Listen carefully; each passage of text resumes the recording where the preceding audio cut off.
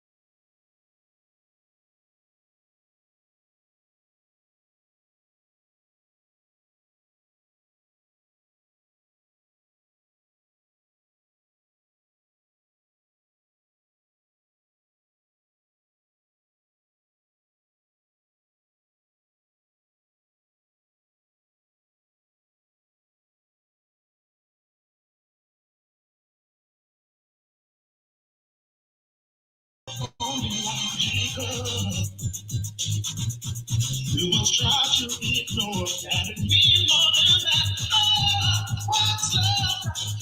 That's Julie. What's love? A certain heavy emotion. What's love? That's Julie.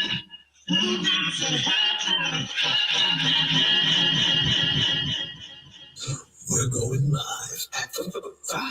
Ooh, ow, we're going live at 5-ish. 6 o'clock. We're going live at 6 o'clock. 6, 5. Ooh, that's it. All I'm gonna say is this is the weather that y'all could women are allowed to take out their titties. You could do it in this weather. It's too hot. You're allowed. Just don't do it in front of me. Don't do it in front of the kids, because well, you know what? It's not like the kids haven't seen titties. That's not how we want to start the show. This is not me. I'm fighting for my life. It's hot. Going heat crazy. Welcome to Live at 5, the only show that starts at 6 o'clock. We fucking did it. Can't believe it. Of course, I'm on time with a very morbid topic. It's not going to be a lot of smiles. But we got Tina. You're going to be hearing a lot of that. A lot of Tina Mix. Got the Tina Mix. Happy Thursday. I hope you're enjoying yourself. Shout outs to everybody on Kick. I seen you've been watching the videos. Got some followers. Shout outs to Kick. Shout outs to everyone who checked out the video yesterday. I see the views are good. I forgot to hum on my crystals once.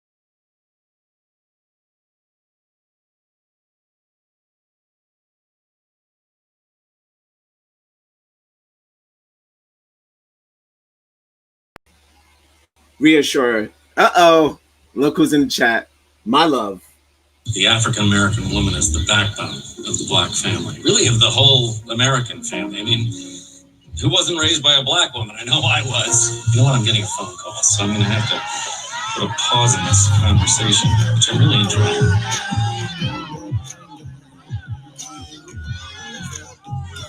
Gotta save some of this energy. I'm already sweating. Thank you for joining the chat. It's too much dancing for the topic. I know. I'll slow it down. I'm gonna slow it down. Welcome to Live at 5, the only show that starts at 6 o'clock. We got the guns out. You didn't know you were coming to a gun show, but you are. You are at a gun show. Did that make you feel a certain way? We got a packed show tonight. And again, this is not going to be. We already got the disclaimer. We got the copyright out of the way. Because I wanted to start the show with Kendrick Lamar and Tupac Shakur, who to me are similar artists. And also, Kendrick made a song in a Tupac fashion. Same voice, mimicked his tone, mimicked the flow. So he's acknowledging that he's a similar artist. So yeah, they both have made movies addressing domestic disputes And music and well, movies not yet for mini movie for Kendrick, mini movie. Shout outs to Taylor Page. Shout out to Taylor Page. Excellent in the video. Also sexy. All right, both of them sexy. Okay. Welcome to Live at 5. Tonight we're going to be talking about bad bonds for life. When love turns lethal. I'm not a race baiter. This is not a race baiting show. It's not a race baiting. We're not a race baiting group. Once again, I'm not an activist. I'm just caught up in the shit. When you start the shit, you can't stop the shit till you finish the shit. I'm in the shit. My question. Well, first, let's just get this out the way because we're gonna do our regular shit. Don't get regular. It's regular. No. But we're gonna get into our affirmations. Hallelujah. But I asked ChatGPT. I said, well, look, after I made this backdrop, I asked. Said it right. I asked. I just watched a white guy go up to a black woman in the middle of the street, ask her about her IQ, and then ask her to say the word ask. And she tried to rip the microphone from him. But this guy's like fucking weirdos. We're gonna talk about that tomorrow. That's for X gonna give it to you. We're not doing that today, but got some fun internet stuff tomorrow. I'll tell you what. Not a lot of fun stuff today, but we'll try to keep it light like we always do. So I asked the internet, hey man, is it okay that I laughed at this image?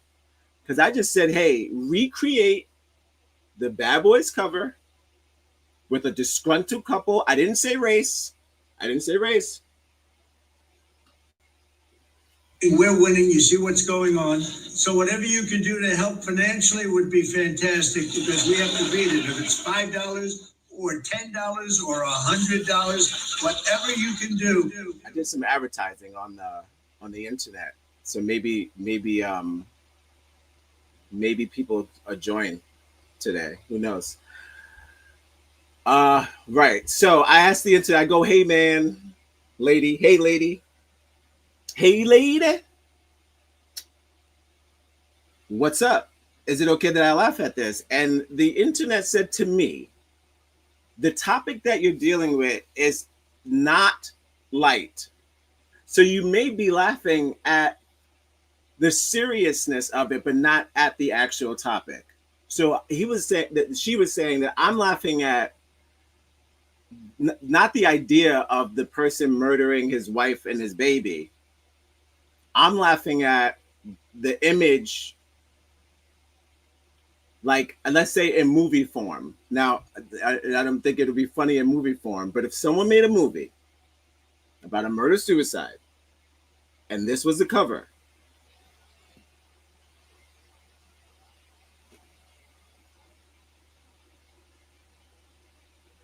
you would think it was a comedy, right?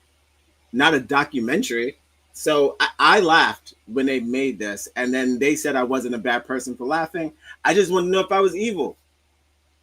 I laughed for maybe a long time. I thought it was the funniest thing I've ever seen in my life. I said baby with sunglasses, but they said oversized. So now it's even funnier.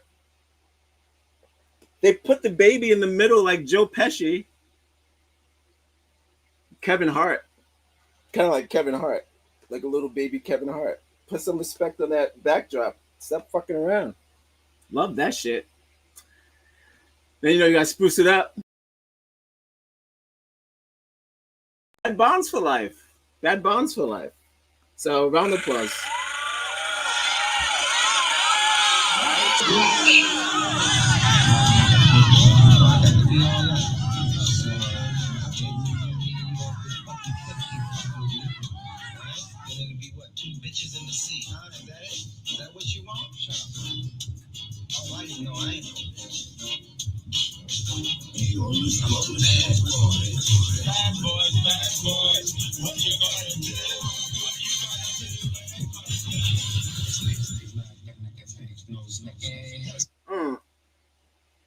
Okay. Yeah, so it's good to know ChatGPT was on my side. I know people are probably saying they're always on your side. Not necessarily. When I force questions like, oh, well, look, is it true that the rate of murder suicides are Black and Latino? Because that's what I thought it was. That's not what happened. ChatGPT said the reason why they made these characters white, because the number one rate of murder suicides that include the children are of white males, white non-Hispanic males. It was very specific. Do that make you feel a certain way? That's racist. So I wasn't trying to make this a whites do things and blacks don't do things, but I know it happens. It happens in every race. I know, I see it with my own eyes, but I wanted to know who was the GOAT. And you took the cake again. White people doing white people things. I asked a shallow question. How could it be if they have all the money? I said, why do so many relationships feel like they have to take out the entire family, including themselves, when times get hard? This isn't about simple relationship dissolutions. It's about a complete breakdown of coping mechanisms and a profound sense of desperation, and often a deep-seated psychological issue within, I'm going to say, the father or the mother or the daughters. Somebody's crazy. Grandfather, somebody's nuts in the family, trickles down. A lot of veterans, too. A lot of veterans. Veterans love killing women. I don't need. It's kind of scary. They bury their bodies in the barracks. We talked about that. Burying bodies in the barracks. That's how we're starting the show. My main question again was just what's the original bond that we agreed with when we got together? I got some people that are going to speak about bond theory, dismissive, sort of like attachment issues, insecurities, difficult with intimacy issues that happen, codependency, rejection, all of the above, all the hits. You better wake up. All the hits. So we'll talk about a little bit about that. I'll talk about, the techniques that people use to conquer their loved ones instead of being an equal companion. I'm not going to give any love advice. We're talking about just not murdering your wife, or just, I was trying to find do some lighting. I was trying to find at least some women's stories, but it was hard. I couldn't find a lot of stories where the woman kills the husband and the kids. She may kill the husband, but she may not kill all the kids. It's not probably a thing. Couldn't find it. So we got male stories today.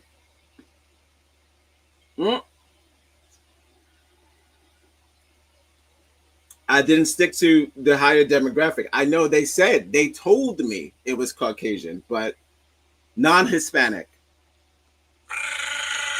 Go back to my home country. You can get reconnected with your roots and go back. There better not be any Spanish there, okay? Especially coming from your unemployed ass mouth. We're gonna do some damn affirmations. Keep it positive. See what Marcella's up to on Facebook. Check in with Mark, and then we're gonna jump into the damn show. Guys, welcome to Live at 5. We're on time today. We're gonna kick some ass. Thank you for joining me. You could be anywhere else in the world on this fine Thursday. It's hot as hell. Don't be too much in the humidity and shit. Find some shade. But it's getting dark now, so you'll be good. This is your first time joining me. You know what to do. If it looks like a mental breakdown, I wish a nigga Subscribe and share. 5. Ow, we're going live at 5-ish. 6 o'clock. We're going live at 6 o'clock. 5. Ooh, nasty. All right, time for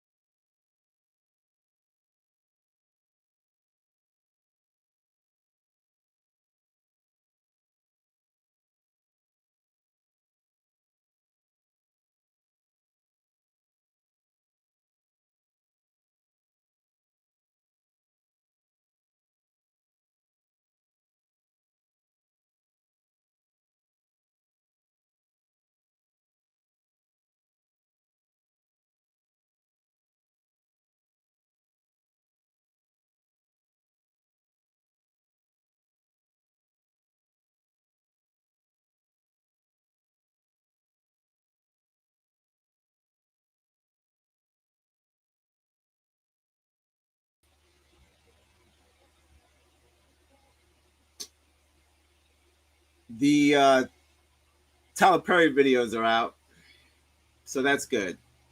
They have started on the straw videos. I love it. I wrote a whole thing in this woman's comment section about like my upsetness of it, the conundrum. I said there's a conundrum. There is, we love it. We like to make fun of it, but then we promote it when we make fun of it, and then he looks at it like it was a blessing from God. He thinks that when we respond to those videos, it's God himself reacting to his art. Oh, you nasty. Nasty bitch. Oh, you nasty. It's a word. Nasty bitch. That some gay man made up. That was my last straw. But we'll talk more of that tomorrow or Saturday. Today is Bad Bombs for Life. Okay, we're going to do affirmations. Let's see what's going on with Marcelo on Facebook. Shout outs to black women all day, every day. The African American woman is the backbone This is me right of the black here. family. Really, the whole American family. I mean, who wasn't raised by a black woman? I know. All right. Bernthal. Truly one of the best actors and humans of our time. Sure. Did you see him in Punisher? He turned a franchise that John Travolta was in, and we're back to John Travolta.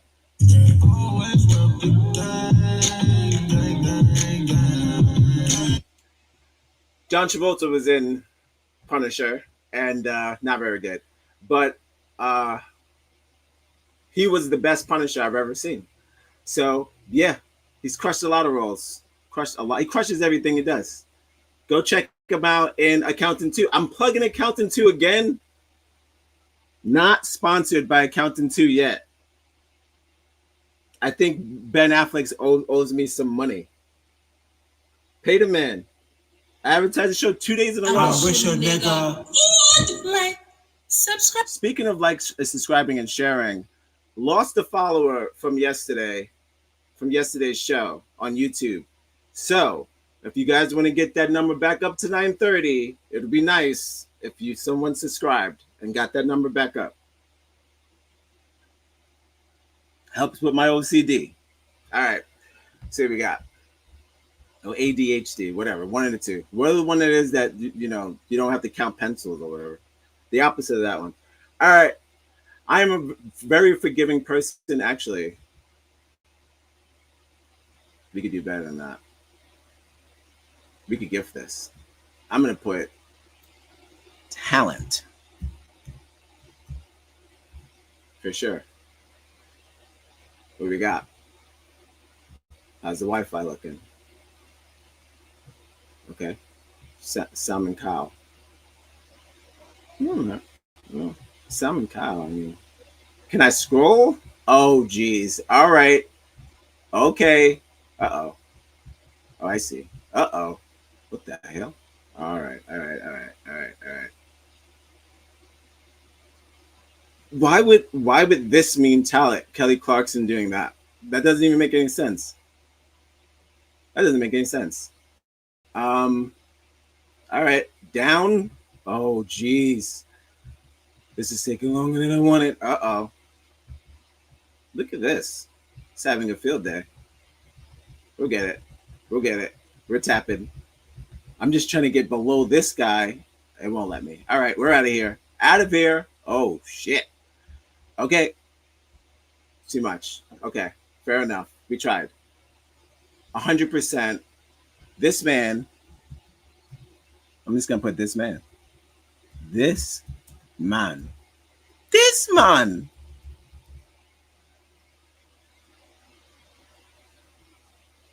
And he's also handsome. I'm a very forgiving person, but cross me 3 times, you won't find yourself back on my good side. Don't take my kindness for weakness, because I'm strong enough to know when to let go. Michael Tabin. There you go. Care about that. Uh-oh. There we go. Scrolling. There we are. We found him. We did it. Guys, we did it. Follow us on Instagram. Connect on Facebook, wherever you get your podcasts. We'll be right back.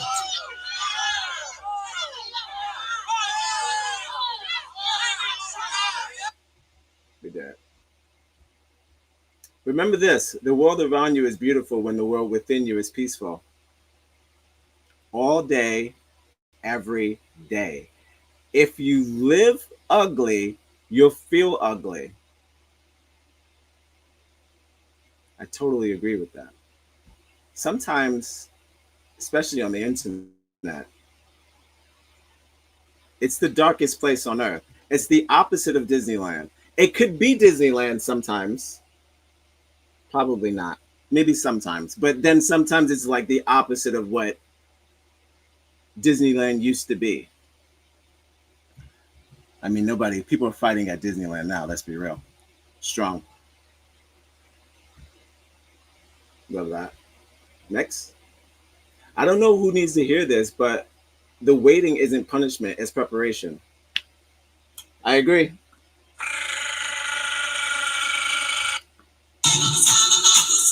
Patience is a superpower. It really is. One of the hardest things to do. I watch people lose their mind on the internet all day long. Sort of my pastime. Kind of like seeing people like lose their minds. Hold on. Speaking of people lose their minds, we'll get back. I'm not losing track.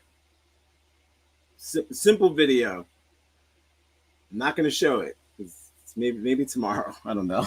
I'm not going to be showing fight videos on this. I don't know if I'm going to become that kind of channel. I'm going to do World Star or whatever. But a white woman goes into a store, one of those liquor stores that sell convenience stores that sell liquor somewhere upstate. It's always the South, fucking Idaho, all these weird places where black people are so sensitive, but they live around them the most. I like black people, we're sensitive to the N-word and shit, but not to the point, not all of us, to the point where we're gonna swing on you. Especially hitting I don't think I'll ever put my hands on a woman for calling me a nigger. That sounds crazy. But over there, they be wilding out sometimes. So, and they're not young. He wasn't young. He was like in his late 30s. So a white woman called, she's in the convenient guy's face. Again, this is relatable to couples. She's in the convenience store guy's face, giving him hell, right? She's already drunk. So the black guy's online, and he's like, hey, lady, keep it moving. She turns around, and she goes, you mind your fucking business. I'll fuck you up. I was like, what? Don't do that, right? Because, like, again, he's already impatient, and then you're adding violence. So he turns around, his wife, again, bad choices. Again, we're back at couples. His wife starts filming, and because of the camera, he starts getting all riled up. And he's like, you know what? I'll slap the shit out of this bitch. And I was like, oh, no, please don't do that. Back in my mind, I'm thinking he's probably going to do it. He didn't. The husband came in with his tucked-in polo shirt. White people doing white people things. In his early 50s. Opens the door of the convenience store. Sees his wife in a confrontation, completely drunk off white wine. And he goes, you better get your wife. I'm about to slap the shit out of her. And the black guy's wife is filming as well. And she goes, yeah, you better get her. And he goes, I'll fucking kill you, nigger. Oh, shit.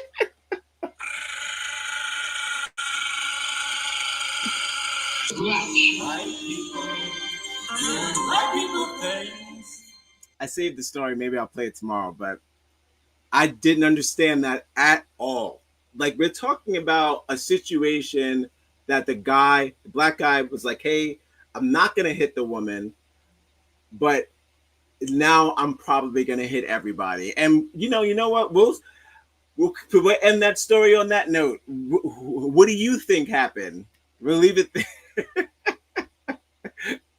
It didn't end well for anyone. Just put it like that. Holy shit. But yeah, I brought up that story to say patience is very important. And also couples that have patience is also very important. It's not good to have one hothead and one like chill person. Yes, that's not going to end well either. You're going to be caught in hot fire whether you want to or not, unless you both have a mutual understanding of what your level is. Like, what gets you hot? Not just in the bedroom. Yo. Then you could understand, like, okay, we laugh at things like this, or we will, now it's time to strike. We have to have some sort of code. I think that if every single time someone says the N-word, we're gonna get arrested or beat people up, it's not gonna work out. So I know the solution is for them to stop saying it, but that's never gonna happen. So gotta figure it out. All right. But yes, patience isn't punishment. 100. Gotta hold on. Like invoice. Is it invoice? Nope. Sister. Well, is it like invoice? No. Hold on. My brain. What? Let's check with Google time. It's Google time. What is it? Invoice. I thought it was like in. Is there a U in there? Is it in vogue? It's in vogue. Invoice. Oh my God. Someone just took my black card away. This is going to be replaced with a ginger at the barbecue. Fuck. Can't believe I just said invoice. Like a bill? That's weird. I told you, my brain is going hot crazy.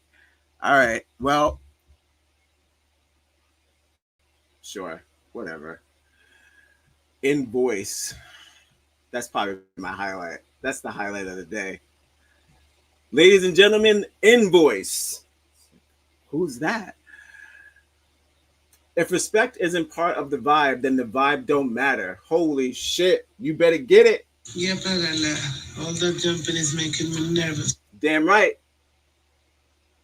If respect isn't part of the vibe don't matter. I'm not there. I need mutual all around, across the board. I don't even want people talking shit about other people at the function or at the vibe. That's goals. You bet. Don't even talk shit to me about other people. Not at the party. Positive vibes only, guys. You talk shit about other people, those people come around, talk shit about you. All of a sudden, you're in a bad bomb relationship. You see? We're coming back around. How does that connect? Two people in a relationship talking shit about another group of people, right? Hold on. When those people are innocent. Now, I'm not saying you can't talk shit about people who talk shit about you, especially in privacy of your own home. You're allowed to do whatever the fuck you want to do.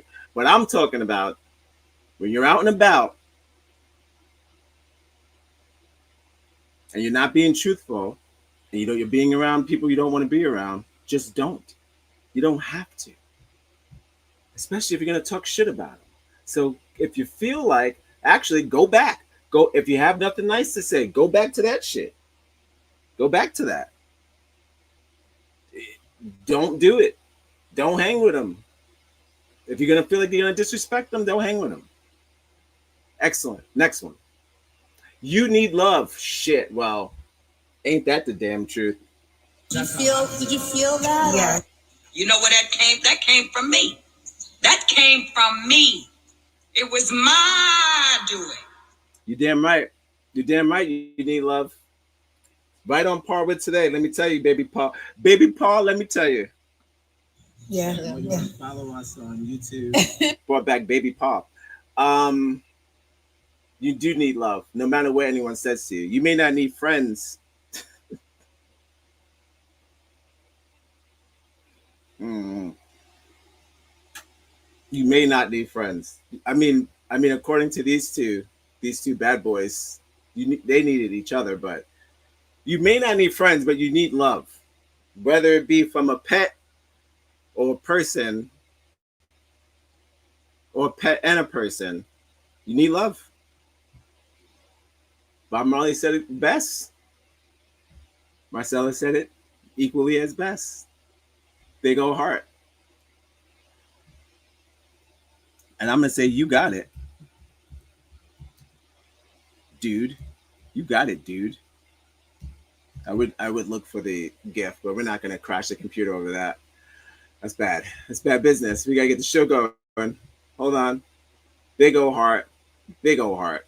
You bet. Love that. You do need love. Don't matter what anyone says. Don't anyone bullshit you. You do need someone to love you, or not something. Someone. It has to be alive. I know. It's like, I love my car. Shamar Moore loved his car. Look what happened to him.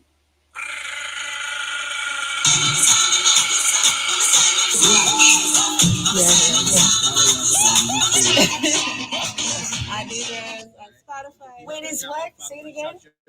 Our NEGROZ? ODD, Odd Negroes. Oh, Odd NEGROZ. Yeah. I'm going to go online at Odd NEGROZ.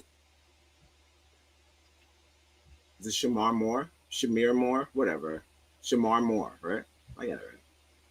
Is this thing on? All right. The secret sauce is you. Oh, love that. It's kind of, I say a similar thing to myself every day. It's kind of like, it's a booster. It's not like an ego thing. It's more like you are special because you are you. So if you ever feel down, you kind of think about things like, what makes me unique? That's my gift. Like whatever you do that's unique outside of anyone else, that's your gift. So either you have, everyone has one. So you find that. The quicker you find that, the better off you are. You can reassure yourself every day that you're great. This is probably as positive as this is going to get. And then it's going to probably go all the way down. Because today's issue is, it's not that positive. It's not. It's pretty negative. And also negative in an informative way, not negative in a ha-ha way. But I'm not making fun of anybody tonight. I don't make fun of the dead unless they were racist, like specifically, like a specific racist person dies, and then I probably might make a joke or two, but I don't tend to build jokes around dead people.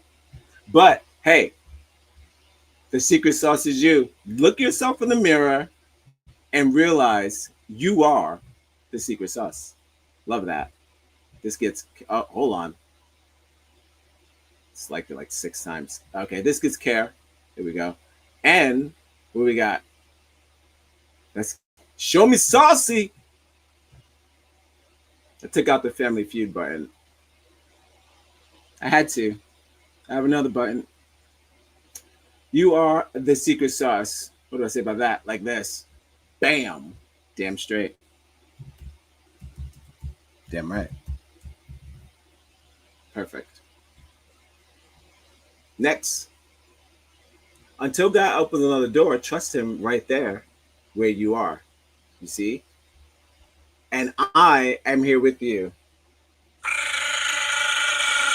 I strongly believe that TikTok is a ticking bomb. We're going live at 5-ish.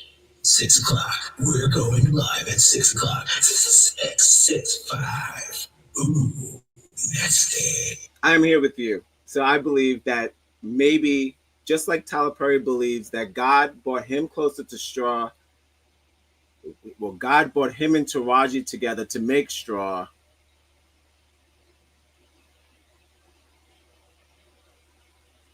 I'm here with you. This is great. Another thing I firmly believe, it's kind of like, it's not so much a mental gymnastics when it's holy. You kind of put yourself mentally, it's kind of like meditating. You feel peace where you are, no matter how bad it may be, and you might come out on top. Can't crash and burn. So, I mean, I know it can be difficult for others, more easier for some. Take COVID, for example. A lot of people fucking lost their minds. Not I. So, C. This gets a Spanish C. Can I get an upside down thing? Exclamation mark? No.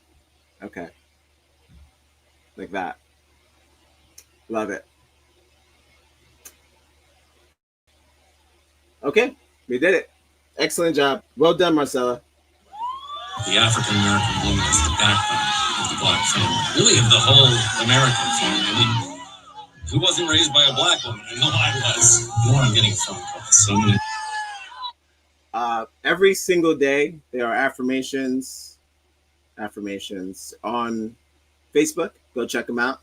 Not every day, but some days. But check just in case. Marcella Ponticello on Facebook. Always good stuff. Always good stuff. Go check her out. All right. We're going to go check in with Eminem, Marcella and Mark. Art with Friends. So we're going to get into that. And then we're going to get into the show. I think we only got one video, which is fair. Fair enough. I see a lot of YouTubers doing meet and greets, so that's coming. Odd Negroes meet and greet.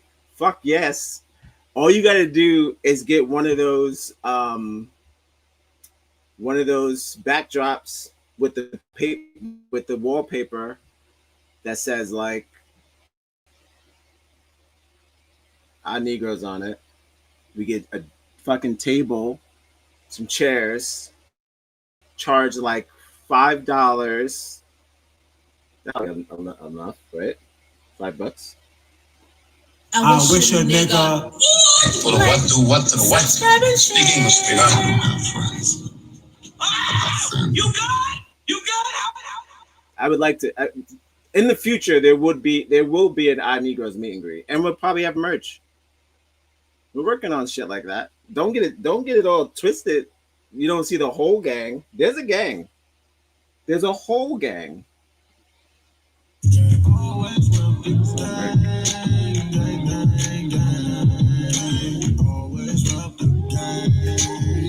Just a little break. You can see the previous work. We're just on a little break. Got some stuff coming soon, though. Promise that. All right. Art with Mark. And then we get into the show. Let's see what we got. Don't forget to be today. Oh, look. That's Childish Washington Gambino. Got it? Nailed it. You smell like booze and bad choices. Come sit by me. Is this just a still? Oh, okay. I thought this was a video. Excellent. Love it. As always. Good. It's kind of my MO, clearly. It's this one. I only get along with freaks, weirdos, neurodivergents, gays, sluts, and vampires. Okay. You know, no discrimination. Oh, today's theme song, by the way, Latin freestyle, dedicated to my Mexican brothers and sisters. My drug dealer is Mexican, so I hope that they get out of this alive. So, and I think that all oppression is bad. So I hope that your oppressor chokes on a taco that was too spicy for them. Go back to my home country. You can get reconnected with your roots.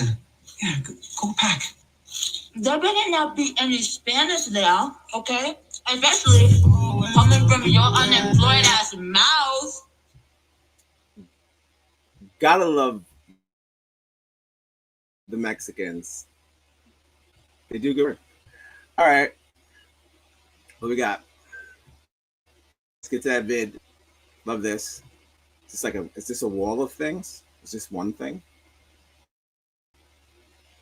Is there next? No. Okay. Excellent. We get. There's my cats. There's my cats. Compute. Enhance. Oh no, don't. All right. Okay. Woof. Guys, every second I feel like we're close to freezing, and I gotta stop saying that. All right, cool. Laughing. Love that. Sure. Seems like a cool party. All right. I'm bringing sexy calendars back. All right. Let's see what we're talking about. You, like I, love those hot fireman calendars. They're horny as hell. They celebrate heroes. And if you're a Dalmatian head, there's usually a little Easter egg in there. It's a sexy calendar of ice. Each month is a different smoke show or beefcake from the Immigration and Customs Enforcement Agency. And whoa, mama, and hubba daddy, you are going to like the way these guys look, even though you Victorian ankle. I mean, because they're ashamed, and that's sexy. Because shame and fear are like, ooh, those are aphrodisiacs. I think if you like bad boys, these guys are bad. They're ripping apart families. Just take a look at Mr. February. You can't see any of his face, but you can assume that his jaw is tense and his eyes are a little dead. Mr. May is a fun one because we're 60% sure that he is ice, but he might just be a predator who's wearing fatigues, who's going to kidnap people. You get 5 hot ice members for January. You'll just have to take it on faith that they're in that armored vehicle. Your children. So if you want 12 straight months of their terrified mother's arms, well, let's just say I think it's going to be a very good year.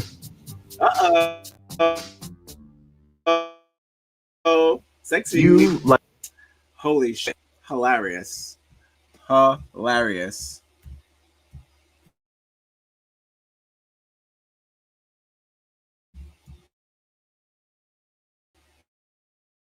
Holy shit. Cry. Yeah, stupid. I'm not laughed at, clearly.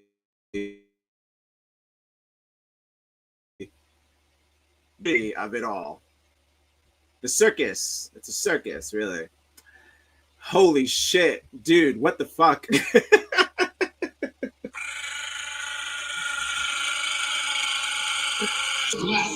Holy shit.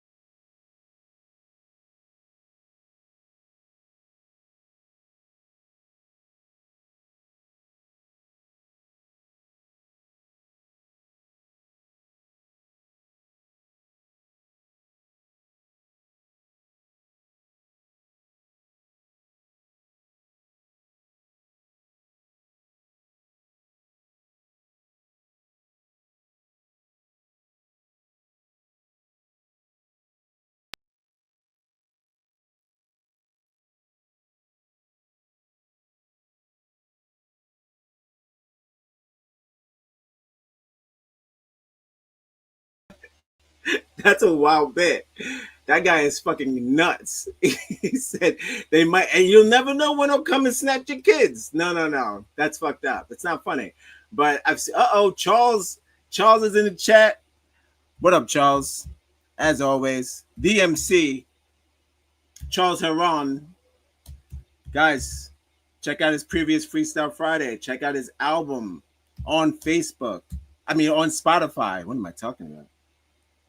What are we talking about? On Spotify right now. It's on my playlist. Great music. Go check him out. Go check out he streams daily or every other day. Positive, creative material. Go check him out. What up, Charles? All right. Appreciate that. Always do. Sorry if I was late. Can't see all the chats and they don't put them in the StreamYard. That's just how it works. Thank God we pay for it. Follow us on Instagram. Connect on Facebook, wherever you get your podcasts. We'll be right back.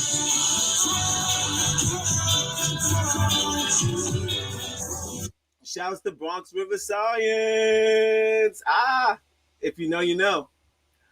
Bronx River Science.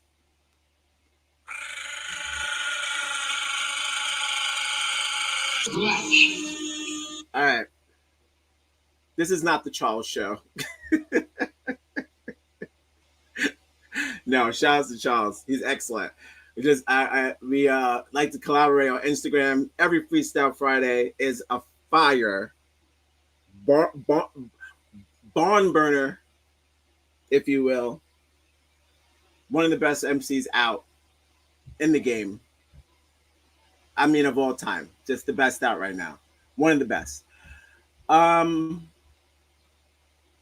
So yeah, I'll get into some clips, guys. You know how we do on this show. This turned into a clip show. So who cares? Every show is a clip show. What do you think? You're gonna stir my mug all day?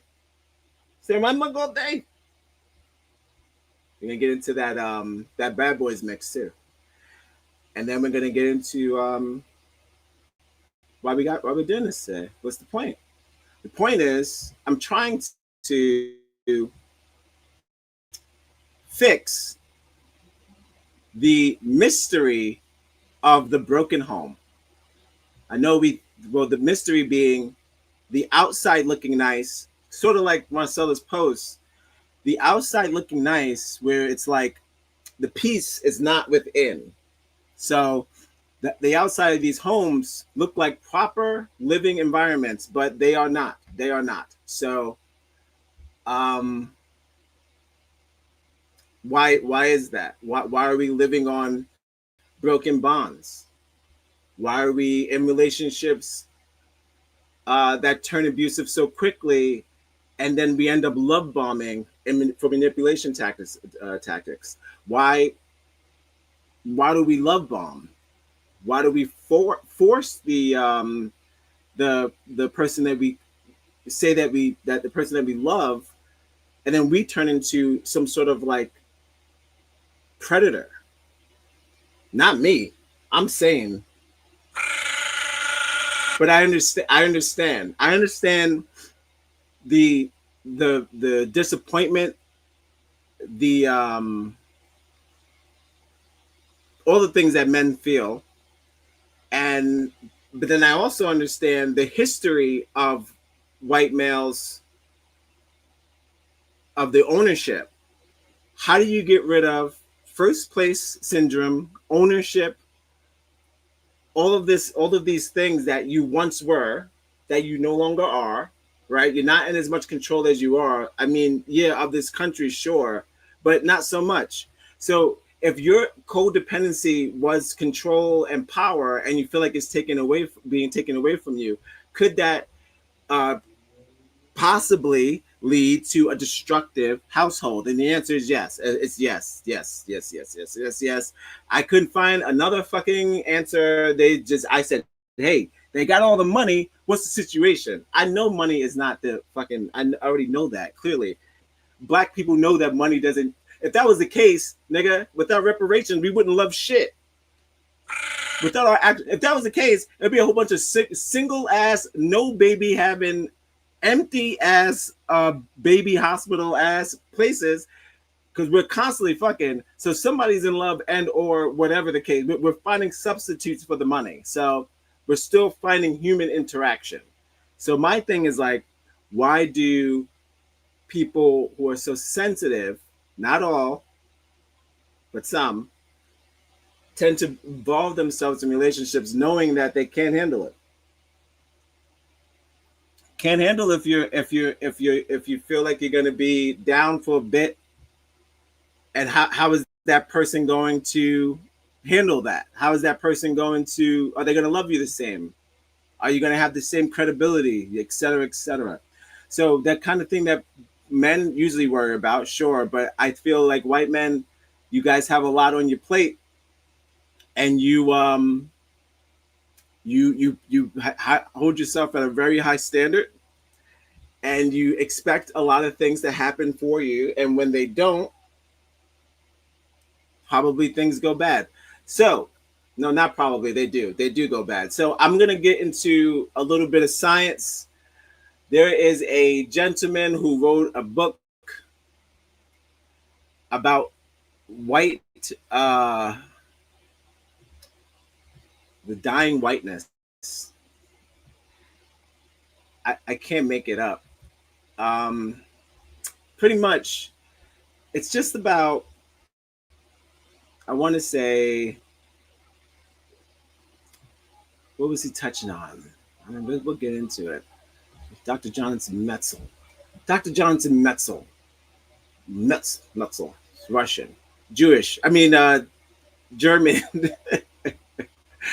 He talks about if whiteness is killing people, and it comes to turn out that it is. It is. He talks about some things. I'm going to get into not the entire thing, but I'll get into a segment of his where he is going to discuss not so much white fragility, because that's easy. It's so much about the trickle-down effect, and outside of gun control and things of that we also need to talk about, which shouldn't be in the house if you're as sensitive or you're as controlling as you should be. You shouldn't have a gun. You shouldn't have a gun in your house because you're not ready. You're not ready. So we'll get into, is this a policies? I know it's like a 23 mark. 1 second. I'm trying to skip past the commercials and get, there we go. All right. Yeah, he talks about a whole bunch of funky stuff. So we'll get into that. And most about like mental health too. Speaking of mental health, this is male mental health month. Shout outs to males. Look, if you're struggling with mental health as a male, and this is like a great, you know, clearly I'll probably put a link underneath this for YouTube or some shit about like 311 and all that shit, what places you could go to get help if you're struggling, because nobody needs you beating up your wife. There's nothing woke. All right, there's nothing woke about beating up your wife. If you feel like you're a woke person and you hit your wife, you're not woke. So just wrap that up. You can't be both. You can't be a woman beater and be woke. That's not how this works. So yeah, we'll get into that. YouTube is killing me. Is white killing me. YouTube is fucking killing me. It won't let me play the damn thing. Come on, YouTube. You got this. You got $1 billion. Just act right. $1 billion. No, who knows? Probably by now. All right. We're getting to my Dr. So hot. Dr. Jonathan Metzl. And he's going to talk about is whiteness killing us. And we'll workshop that. Get into some hardcore stories. Try to figure out why they happen. And I got my monologue. And then we're going to wrap it up. It's not going to be a long show. Thank you for joining me live at 5. The only show that starts at 6 o'clock. We're on time today. We're going live at 5. Ooh.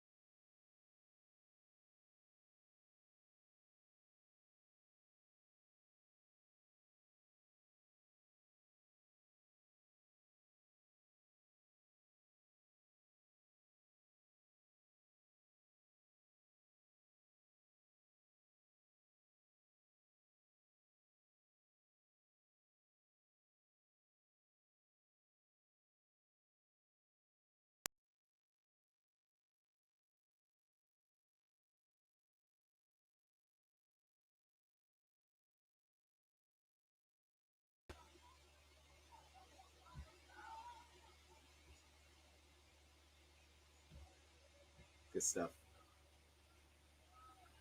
Good stuff. All right. I played the disclaimer 2 times. Don't play with me, YouTube. All right. Here's some clips. Clips and dips. Full screen. Put this shit on 720p because we don't want no I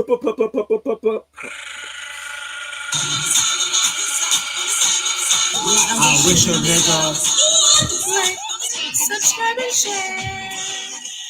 Subscribe and share. It's free. If you have the internet, it's absolutely free. If you have the internet, it's free. If you put on your internet, it be there. Like, subscribe, and share on the internet. It's on the internet. Just put on linktointernet.com. Certainly, there are many people. But the idea is that these policy positions are motivated to some extent by racism, right? Like the gun lax attitude towards gun control, tax cuts and lowering funding, et cetera. One part of that is motivated by racism against minorities, right? and racial resentment. It's not just racism against minorities. What is racial resentment? The idea that I've seen the scales, but can you help people with that? Help me with that. In a nutshell, it's the fear that other people are going to come take your stuff, or that people are going to cut in front of you in line in the push for resources. I mean, when I was doing the Affordable Care Act interviews, for example, people kept telling me, Black people are having 12 to 14 kids. There ought to be a cutoff point somewhere. And by the time I go to the doctor, they're going to have run out of whatever, fill in the blank, and there's not going to be enough for me or something like that. So this idea that basically undeserving people are taking your resources, I get that. And I get that that's not quite racism, right? That's something lesser on the spectrum. It seems to me what you're describing is also how a lot of Black people feel about white people, embodied in the white privilege meme. It's like the idea is white people are undeservedly taking resources and stuff that belongs to us, right? But I've never heard it called racial resentment in that direction, because again, I think I fear a lot of this. Excuse me, miss. What do you mean? I thought we were having all the abortions. What's happening? You said wait, you talking about when he mentioned the clinic? What happened? When he mentioned abortions? Oh, you saying like, how could what? Like, how could they be in fear of procreation if we're the ones killing all the babies? Is that what you're talking about? You clever gal. No, he just said, oh, we're having 12 children. Oh, yes. Right. Yes. Sorry. He did say that. He said, yeah, they're having 12 children and they're using up all the blank. Yes. So they are afraid that the Black people are using up all the penicillin and taking up all them blankets. You know those cute blankets? This is not a race show, though. The reason why I'm playing this is because I told you earlier, this is the only show that starts at 6 o'clock and it's called live at 5. We're going live. I just Googled. I said Puerto Ricans and Blacks. I already went out the gate racist. Yo. I know. It's interesting. But again, you got some people. Thank you for adding to the chat, and thank you for every time I appreciate it, because you always have great input, and then it makes me branch off into a better, like different angles of this shit, because it's so many. So in this scenario, let's just say we're talking about a group of white people who are fear. Those are the ones who got the bunkers during COVID. We just talked about COVID. I strongly believe that. So those people who are just naturally in prep mode and also racist, they're gonna double down. So they're gonna be preppers and fucking weirdos at the hospital. I know. See, there's enough resources for all of us. It's just being mismanaged and neglected. Exactly. Now, sensible people understand that. Actually, you could probably Google at this point. You could fucking Google. Hey, is there enough medicine? And let's check with Google time. It's Google time. You could probably Google that, and it'll tell you, yeah, sure, there's enough medicine. There's enough penicillin and blankets to go around. Relax. I don't know. But if it starts there, let's just say he's talking about babies and hospitals. Where does it end? So we're talking, there's fear in every single department. So, like, every single second, a husband is in fear of losing what was once his. So, like olden king days, don't you just start preparing for war if you feel like something that your treasures are being taken from you? Isn't that like fucking wartime? I mean, that's kind of what y'all did. I mean, when you felt like you were being attacked, you fucking lowered the moat or the gate, got to work.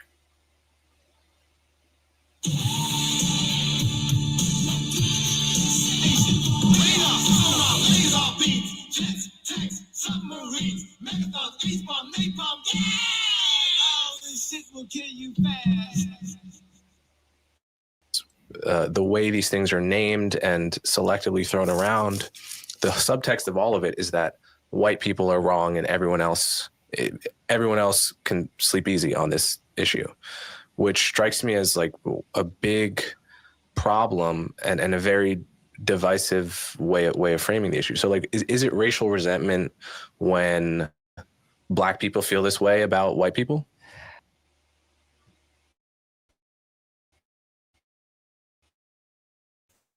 Oh. I wish a nigga.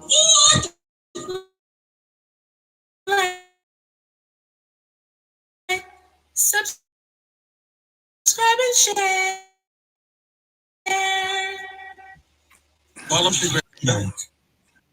I guess the question for me, just to reframe your question, would be, what are my outcomes of writing a book like this? Yeah. And the reason I'm pushing back a little bit is because my book is not white fragility. My book is not even anti-racism. I'm not talking about changing people's hearts and minds. No, I get that. Yeah. I get that. It's just, I get that. And let me So say, I'm not asking that question, but I do wonder about these things. Yeah. I grew up in Missouri, right, as I've read about in the book. I've seen structures built through common efforts between people that lead to common infrastructures that lead people to feel like they're in cooperation with each other, not in competition with each other. When I grew up, everybody in Kansas City would send their kids to these public-funded, taxpayer-funded summer camps where everybody in town would send their kids for 3 weeks to sleep outside. And you would meet all kinds like of state-funded summer camps. Yeah, city-funded summer camps. Yeah. Swope Park Camp for anybody listening from Kansas City. And you would meet kids from every racial, ethnic, political background. And it was funded by the city, and you would meet, you'd make lifelong friends. There were public pools that everybody went to in the middle of town. Everybody went to these public pools, and you would meet, sports teams, all these kind of things. And so in Missouri, when I grew up a couple decades ago, we had a system where taxpayer money was used to create infrastructure where people could meet people who were different than them and not see them as evil. And all of that went away the minute we started doing like the anti-tax movements like the Tea Party and the Freedom Caucus. The minute more guns flooded into the area, the minute politics became polarized, the first things that got cut were these common infrastructures, these infrastructures where people could go. And so part of the reason I wrote the book is to say, in my own lifetime, I've seen us do better. And Heather McGhee makes a similar argument in her book, The Sum of Us, about the closing of public pools. And I've seen programs like those summer camp programs that I grew up in proposed again and again, and they continue to get shut down. And so what I'm arguing for, again, I'm not arguing for hearts and minds. I'm arguing, let's build common infrastructure where people can see the value of cooperating, collaborating, and not fall back on zero-sum formulations where we feel like racial groups are in competition with each other, bad people in a way, which is what our whole system is right now. When they were proposing the Affordable Care Act the first time around, 2008, 9, 10, they had this idea: how can we get people in a city or a community to work together to improve their health outcomes across the aggregate level of a community? And so what they did is they had this plan that was, if an entire town builds bike lanes that connect different neighborhoods, builds public parks, they lower their emergency room visits, they lower their blood sugar and their systolic blood pressure. If the entire town does this, then everyone gets a tax cut. The whole town will get a tax cut because you're wasting less money on ER visits. And I thought, man, that's exactly what I'm talking about. I'm a structuralist. I'm not trying to, again, change people's hearts, whatever. All right. So yeah, that was his take. If you want to finish the rest of that, it's Whiteness Killing Us with Dr. Jonathan Metzl with Conversations with Coleman. Shout outs to Coleman. I just wanted you to get an understanding of this guy's direction, because this is pretty much where everyone's at when they're trying to understand where white men are killing their children. I have a very serious story that I will not be making any jokes about that I want to touch on before I do that. I'll drop some of my stuff, my new shit. No. For the next clip, I guess. Coercive. You know the word coercive. Control, critical control, whatever. Coercive, which is like, you know, I'm saying it. Coercive.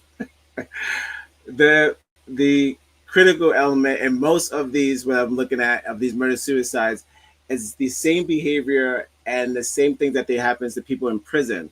When they are isolated and they are abused and they are emotionally manipulated, they feel like they have no choice but to lash out on someone who once they love. So another high number in this coercive, another high number in this outside of the veterans was released convicts.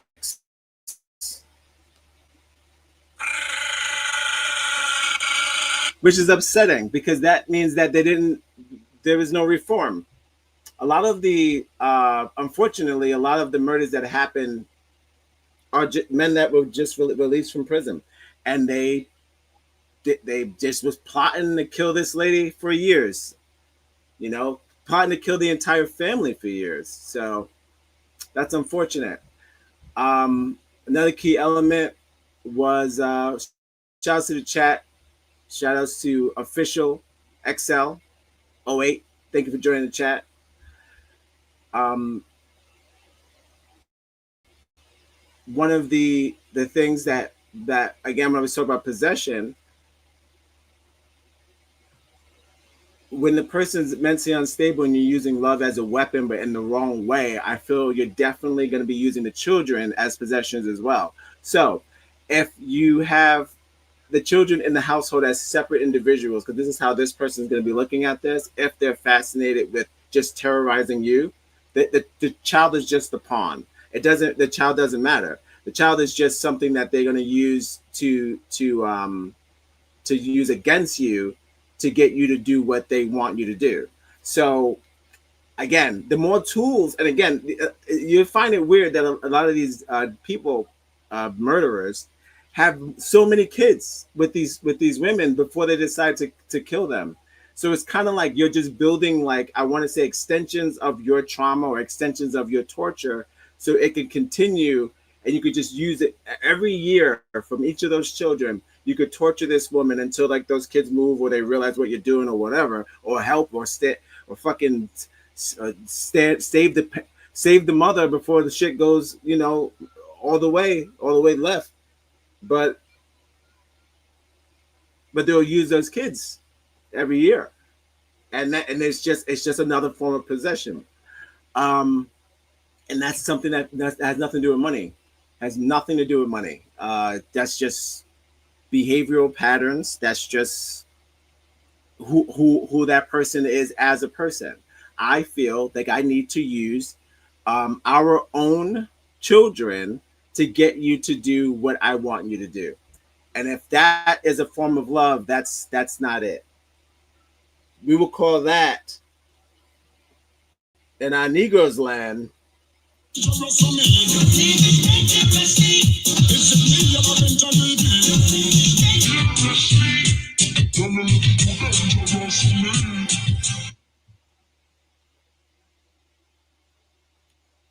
it's too dangerous. Black people realize at a very young age that family matters.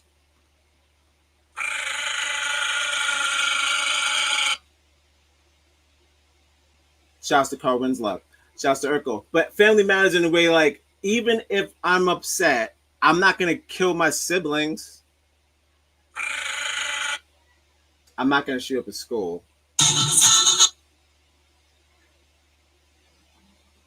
White people. No, this is not about, the internet told me the highest rate. No, all right.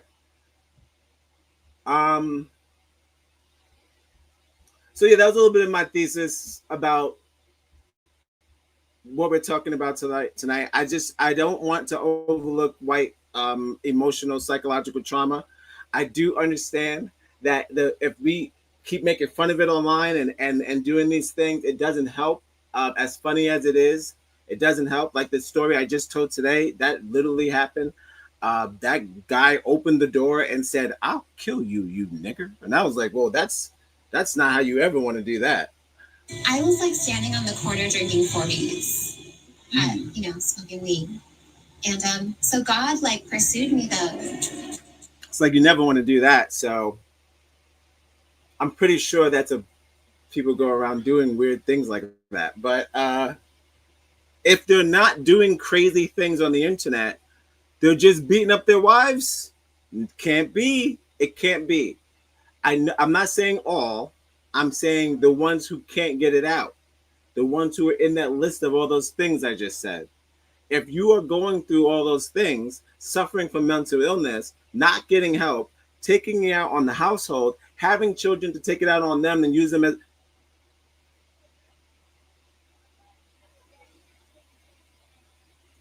I don't need. Somebody made me, Hans. He's crazy. All right, so I bring that up because I want to talk about Josh Powell. This happened a long time ago, about 12 years ago, something like that, a while ago. This is one of the craziest cases I've ever heard of in my life. So I'm going to start with Josh Powell. He did a gangster move, not gangster in a good way, gangster in a terrible way. I'm sorry, thumbs up on this. Look, easy. Look at that. Just like that.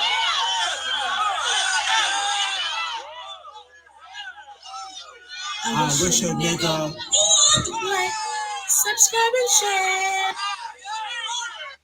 All right. See how easy that was? I just clicked that, and then he's got a thumbs up. You could do the same thing on this video. It's very easy. It's not complicated. Even like if you were like cerebral palsy, you could do it with your mouth. All right. We're not going to keep doing jokes like that. That's crazy. All right. Where was I before that cerebral palsy joke? No. I'm gonna talk about Josh Powell, and I have an interview with not only him. I mean, not him. I have the story of what he did to his family and his wife, and then I have an interview with the last people who spoke to the family, which would be the nanny, and she was not pleased with Josh's actions. So we'll get into a little bit of that. Welcome to Live at 5, the only show that starts at 6 o'clock. That's the bit. We're going live at 5. Ooh, ow, we're going live at 5.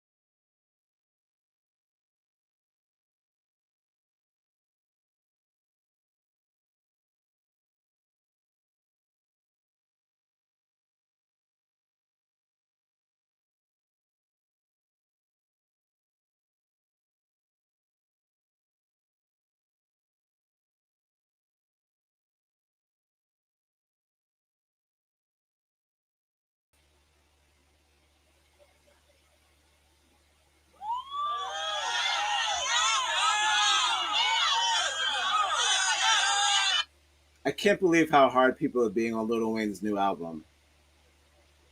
It's probably good.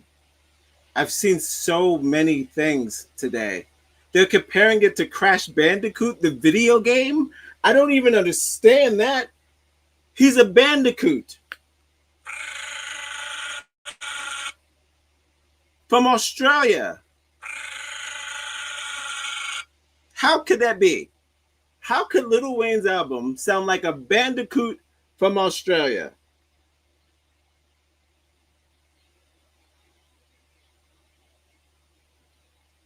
What happened? Was the beats? The beats are probably bad. All right. Getting jiggy with it. Getting jiggy with it. An explosion of fire that suddenly ended 3 lives at the center of an unusually volatile and public family drama. The victims were 2 little boys. The suicidal perpetrator was their father, a man suspected but never charged in the disappearance of his wife 2 years ago. The boys' grandparents said they feared that father might be capable of violence, and tonight they have their terrible confirmation. Here's ABC's Neil Karlinski. It was a twisted murder-suicide. 2 young boys killed at the hands of their father, Josh Powell, in a terrifying end to a long and sordid nightmare. I was afraid that if he had the chance, the only way he could win this game that he was playing was to kill them. But what happened inside the house before the flames broke out is far more sinister than anyone could have imagined. Police say Josh Powell tried to kill his 7-year-old son Charles and 5-year-old Braden with a hatchet before the fire could take their lives. I don't know if his intent was to try and put him out before the fire got him, but he didn't do a very good job of it. Josh Powell was no stranger to police scrutiny. He was the prime suspect in the disappearance of his... If I was Josh Powell's ghost, which I don't wish that on anyone. Oh, you good? Where am I going with this? If I was Josh Powell's ghost and I heard this cop condescend me after my death, and after my death and after I killed my children, you go, oh, he didn't do a very good job. It says a lot about what the fuck is going on. Why are they being so harsh on these white men? Oh! That's crazy. Why did he say that? He didn't do a very good job. They're dead. The fuck you mean? Oh my God. Oh! You good? You good? Holy shit! What is reality? Wife, Susan Powell, missing over 2 years now. Just before 12:30 Sunday afternoon, the 2 boys were escorted to Josh Powell's home by a caseworker for a court-ordered visitation with their father. Police say he locked the caseworker out and ignited 2 5-gallon cans of gasoline, sparking an explosive fireball that leveled the house, killing both boys and Powell. And they say there were signs he had been carefully planning his final act. He donated their toys to a local charity over the weekend and sent goodbye emails to several people. We've discovered multiple emails that he sent to his pastor, he sent to his cousins, and he sent to other people that are a bit longer in length.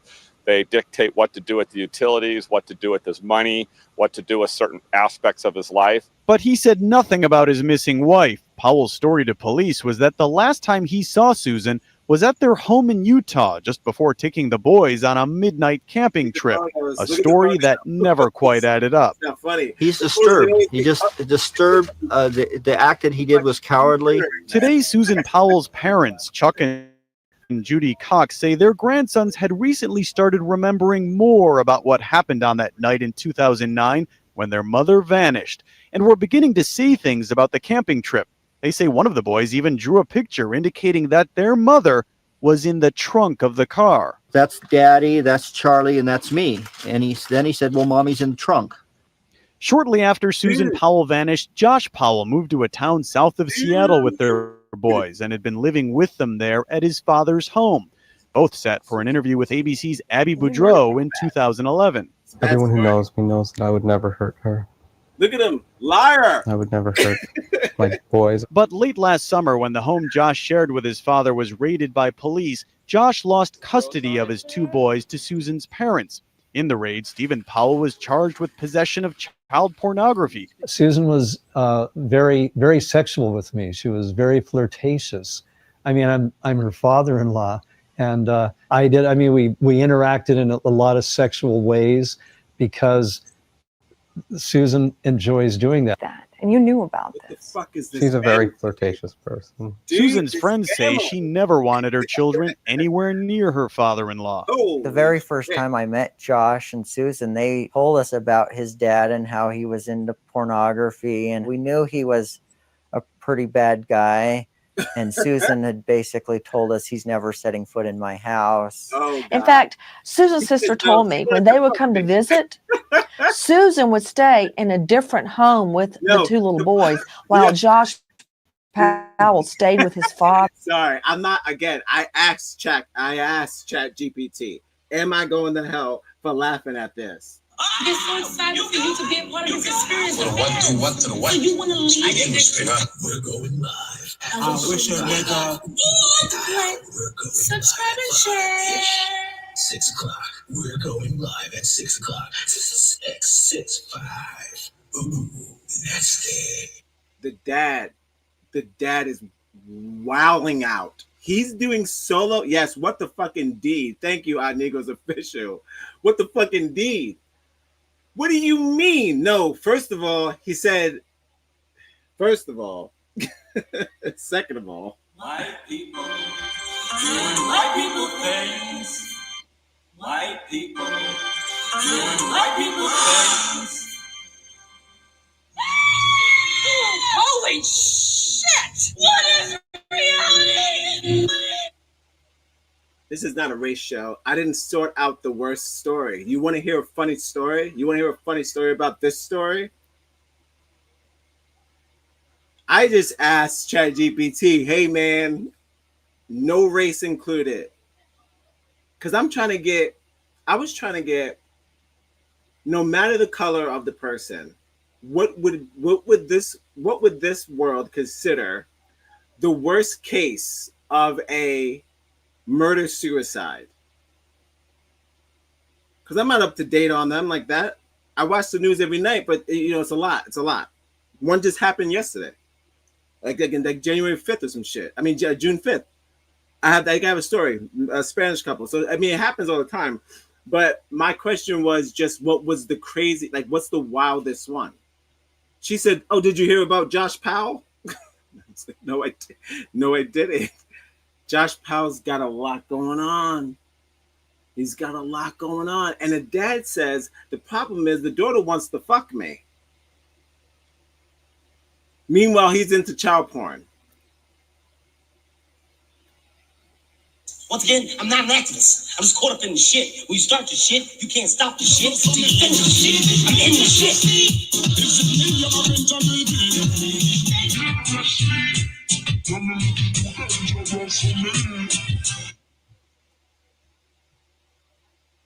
Father. Why? Because the father-in-law was so creepy.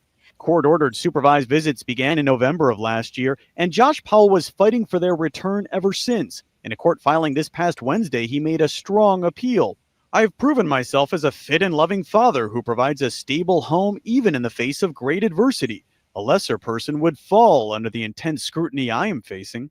But the judge requested a lie detector test and further evaluation. I don't think the order of the evaluation caused this. I think that this has been coming. It's been brewing for a long, long time. And even though the family begged the court for help, those visitations were in place and they were allowed. The boys' grandparents say they are convinced that Josh Powell saw the kids as his own, like possessions, and he didn't want anyone else to have them. Her blood sister told me the parents. Now, I don't know about she said blood sister. I don't know if they're vampires, but like I mentioned before. Once again, I'm not an activist. I'm just caught up in the shit. When you start the shit, you can't stop the shit till you finish the shit. I'm in the shit. Okay, well. I mentioned earlier possessions. It's a form of a manipulating tactic. So it's kind of like, not to make it rhyme, but they turn their depression into possessions. The children just become a tool to get, like I said earlier, to get underneath the person's skin that you are trying to torture. So it's kind of like you don't even look at them as your own children. That's why you could just kill them with no problem. No problem. Burn the whole house down. Like, why would you, if you looked at them as a kid that something that came from your body, what's the psychological action behind that to burn the entire house down with the kids inside the house? Unfortunately, that's not the only case of that, but I'm trying to figure out what's the nature of that. There's no animals in the history. There's no creatures that react that way under pressure. One, two, if it's not pressure and it's just like they said he was planning it. So my thing is like, all right, so if he was planning it, what's the motive behind that? You didn't want that life. You could probably just leave. I think that, again, because of the stigma of maybe looking like a black person, like a black male who often has this stigma of leaving the household prematurely, they don't want that look because they want other women, they want younger women, they want to move on, whatever the case may be, men, whatever they're doing, they want to move on. Instead of just bouncing, hoping that the woman lands on her feet, Regular, it's regular, no. Like most parents, most mothers know how to do. They say, kill them all. I don't believe in you. You're probably going to fuck it all up. I'll just take us all out, save you the trouble. That's someone being in charge of your death.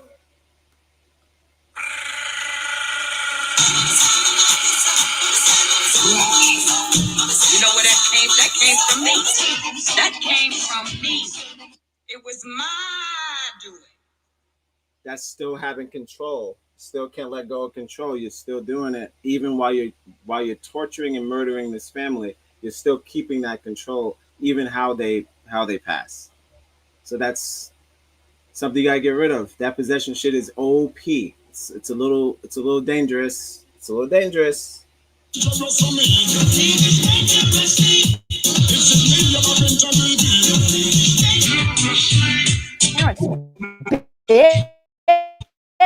Begged for him not to have visitation at all. I mean, come on, what more do you want? The mom has been murdered. She was taken out of Josh Powell's home and murdered with the boys in the car. He also had them in a scenario with his father, who is now behind bars for child pornography. Under these circumstances, the judge should not have ordered visitation at Josh Powell's home. Got to bond very closely with them in the 3 months. So we'll just have to deal with memories. He could have at least left a note behind. At least we saying where Susan was. Tonight at the boys' elementary school, children are leaving messages trying to make sense of the loss of their schoolmates, a loss that no adult can fully explain. It just seems unreal. And at the Cox home, children's beds will sit empty. An entire family has been wiped out. I'm Neil Karlinski for Nightline in Graham, Washington. And 2020 will delve deeper into the power. All right, so just bizarre stuff. I wish a nigga would like, subscribe and share. It's free. If you have the internet, it's absolutely free. If you have the internet, it's free. If you put on your internet, it'd be there. Like, subscribe, and share on the internet. It's on the internet. Just put on linktointernet.com. I'm doing a lot of face rubbing. I'm feeling like Gerard Carmichael. It's not his name. Excuse me. Welcome to Live at 5. The other show starts at 6 o'clock. That's Josh Powell. Pretty much, he looks like the guy I got back there. Look at that. Kinda does. Maybe. Rest in peace to the family. And I said I got the clip of the nanny who was outside. So you see, they said he pushed the nanny outside and then he locked the door and locked them inside the house and then set it ablaze. So I have the interview with that nanny. First, we'll get into a little bit more of the psychosis of what is the bad bond for life. What is it when we make bad decisions together? Now, again, not all white people are the only ones in couples who make bad decisions. There's plenty of black couples who make bad decisions. Recently, rest in peace, an internet couple went out to Vegas and got murdered by a Mexican man who's now arrested, thank God. But again, that hype, who hyped me up? Why are we here? Why are we beefing? Why not calm it down? Why not boost empathy? Why not just be the person who's just, normal? You don't have to always be the provoker. You don't have to always have ill intentions when you're trying to become yourself. You don't have to do that type of shit, especially as a streamer. You don't have to go so hard and as far as making fun of people and doing all that extra shit. I feel to build your persona. I feel like maybe if you build your entire let's just say like something like Michael Rappaport, who builds now his new persona is that he's just super Jew, right? Now he's a target for everyone who's pro-Palestine. Not only he loves it, sure, but I don't know if that's what he wanted. You know what I'm saying? Like clearly that means now he's the black people are not fucking with him anymore. That's not something that he wants, but that's what's happening because of the fact that when you switch personas and you switch the people that you are and you I guess not even switching, just becoming your true self, it comes with consequences, and that happens within households as well. My main man Josh and his father, straight up pedophile. So, and he's blaming it. That's a good point. Although he is a pedophile. If you only show it to children, they're going to think it's big. Yeah, he is a pedophile. Yeah. Bragging that maybe his wife wants to bang him, and then the son doubles down and says, "Hey, she is promiscuous." It's like, dude, he's gonna kill this whole family. All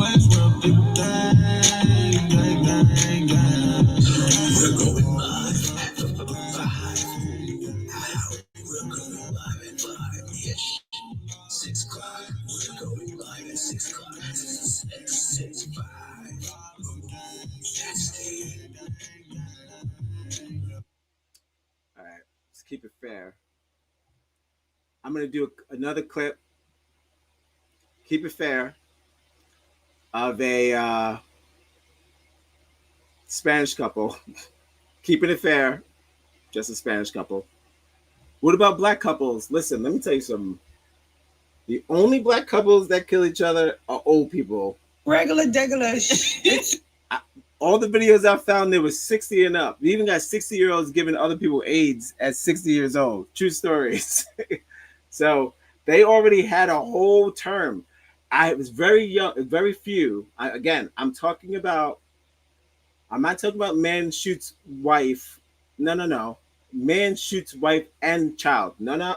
That in the black community, I've tried to find it within this same age ratio as Josh Powell. Can't find it. If two 60-year-olds, 70-year-olds want to murder each other, hey, listen. Follow us on Instagram, connect on Facebook, wherever you get your podcasts. You gotta live your life. You gotta do what you gotta do. You've got to love life to have life, and you've got to have life to love life. I'm not condoning it. I'm just saying, like, if you're 60, look, you know what I mean? It's not good. It's not good. It's terrible. But I'm just saying, like, I'm just trying to say, I'm saying, like, you know better at 60 and up. And then your partner's like, she was like 70 or something. I don't know, man. You guys are like still haven't figured it out. It's like, that's a whole vibe. But younger, wiping out the whole family, not okay. No one should die for your mistakes. You know where that came? That came from me. That came from me. It was my doing.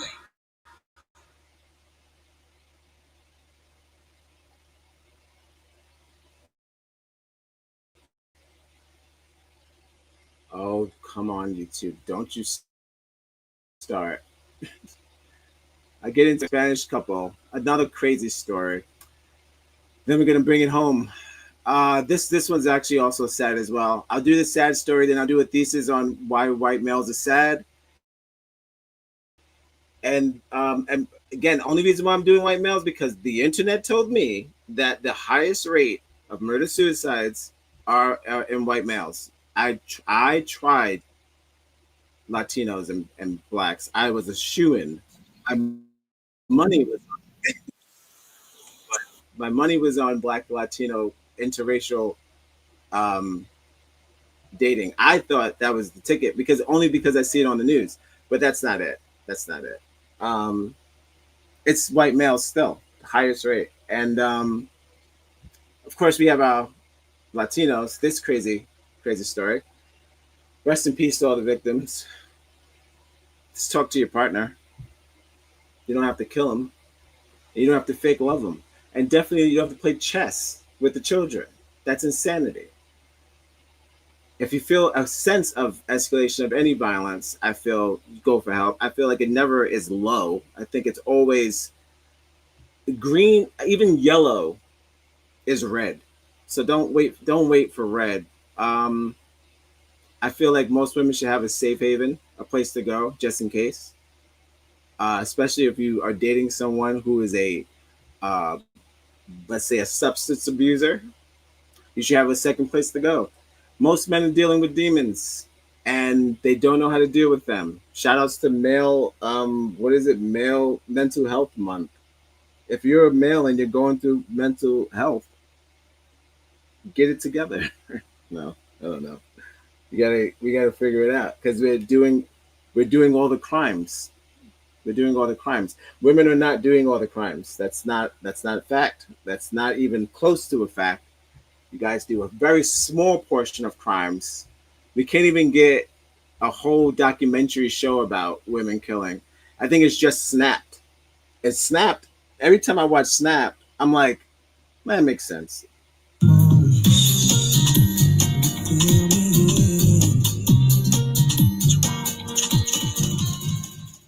Not condoning murder, though. You've got to love life to have life. Eventually, I'm just picking the lesser of the people. To love life. I've been hearing that a lot.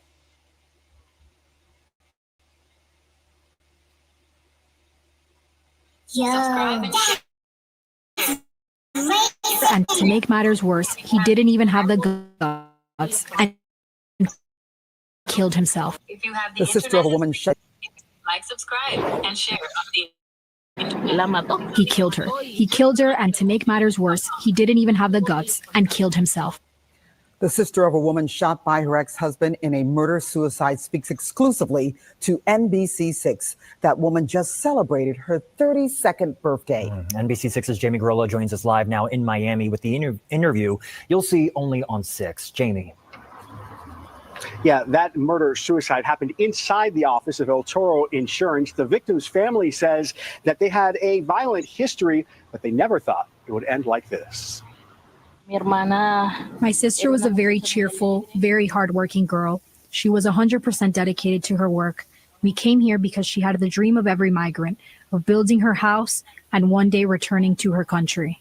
But that dream of returning to Nicaragua cut short Monday morning when police say Indiana Guzman was shot and killed, allegedly by the hands of her ex-husband. Indiana's sister, Maria, spoke exclusively to NBC6, but she was too emotional to show her face on camera. I just came here with her 2 years ago, and I brought her alive, and now I have to take her dead. Miami police say they responded to the office of El Toro Insurance in Little Havana after reports of shots fired around 8 o'clock. When they arrived, they found 32-year-old Indiana and her ex-husband, Reynaldo Sandoval, dead with gunshot wounds. Maria says investigators told her her sister was shot in the heart. This morning at 8 a.m., I spoke to her on the phone and she told me, I'm getting out of the Uber. I'm almost at work. She was going to call me at noon, but she didn't call. And sadly, I found out from someone else. Maria says the two used to work together before splitting up, and the pair had a history of problems. Sandoval allegedly beat up Indiana and harassed her, even after she moved out and after 2 restraining orders were issued. Nearly 2 weeks ago, police arrested Sandoval for stalking and domestic violence and violating the protective order. Lamentablemente. She made the wrong decision, and sadly, he killed her. He killed her, and to make matters worse, he didn't even have the guts and killed himself. He killed himself and left a whole family behind.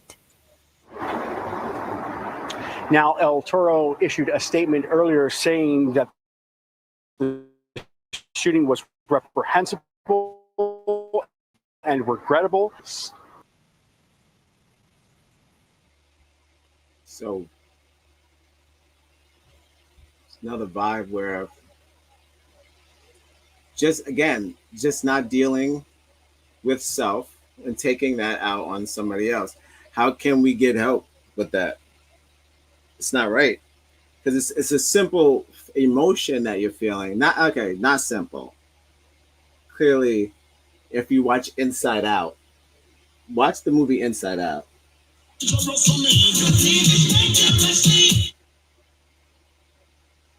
Emotions are not simple, but I'm saying the emotion that he was feeling, let's just say, of some slight anger, possibly, could have worked out if it was talked out.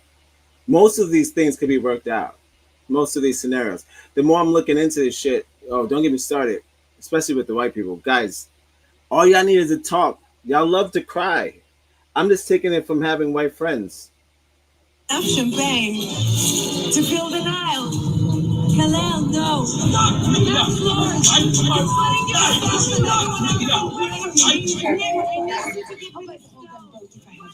Who are you? The lasso of Hastia compels you to reveal the truth. They like to spill the beans and they like to cry. So I'm just saying, if you get a good place to cry, smash some stuff, maybe the people could live. The family could live. We're going to wrap it up with Josh, the woman who was looking at the kids. First, we're going to get into why are murder-suicides so high? And why are they being done by white males? This was a study done. It's 11 minutes short. We'll get through a little bit of it. Not going to be a long show. Welcome to Live at 5. The only show that starts at 6 o'clock. We're going live at 5. Ooh, ow, we're going live at 5-ish. 6.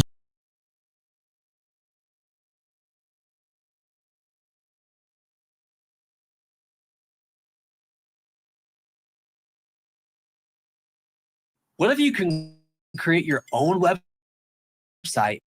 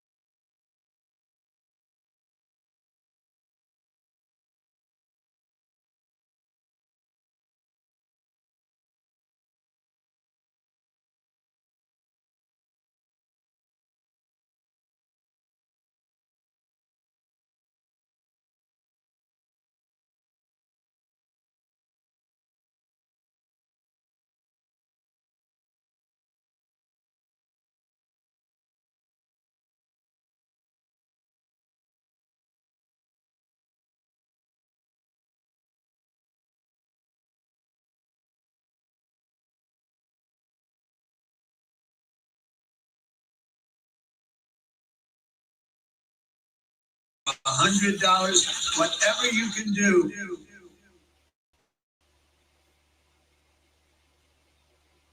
Oh, I saw some grifters today. Shout out to my grifters on the internet. There's a new wave going on.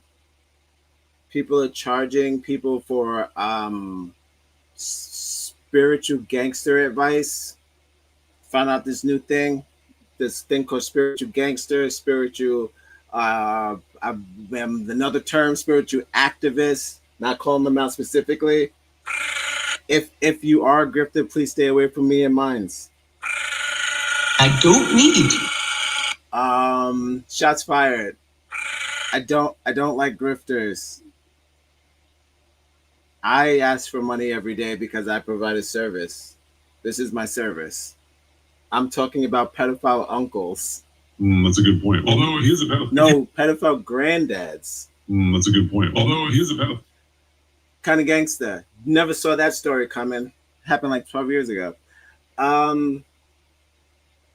Yes, please stay away from me and mine because they need their money. Please don't grift me and mine. I don't need. All right.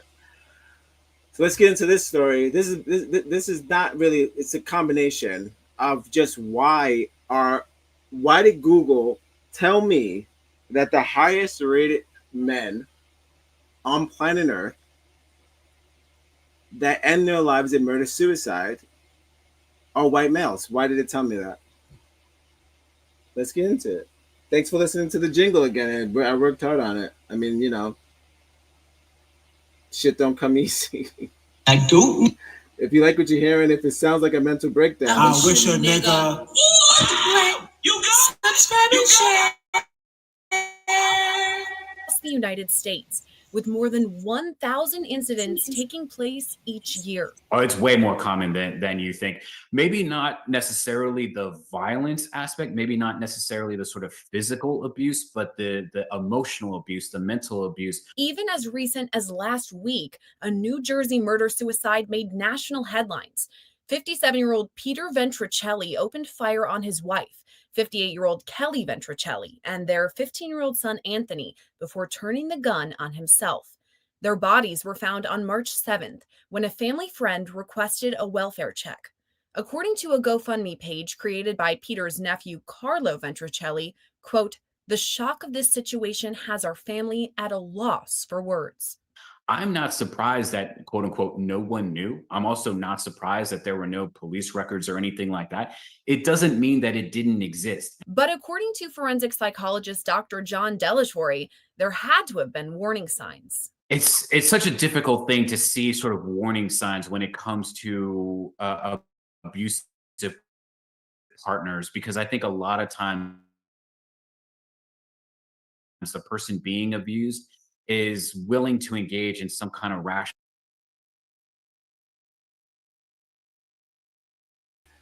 There's a show called Evil Within. Does that make you feel a certain way? You should watch Evil Within. It's on HBO. They talk about the signs. There's always signs.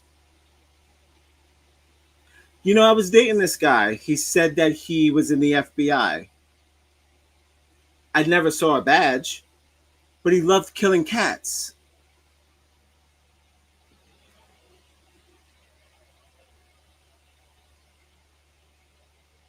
Bad bond for life. That's a bad bond for life. What do you mean you saw him killing cats? That's a sign. Anytime you're in a relationship, I don't care, and someone starts killing animals with a gun, that's a sign. It happens all the time. They go, oh, well, we had a cat. It was missing. I mean, I didn't pay it any mind. You know, he said he hated cats. That's a sign. The cat's dead. He buried the cat. He's got the bones.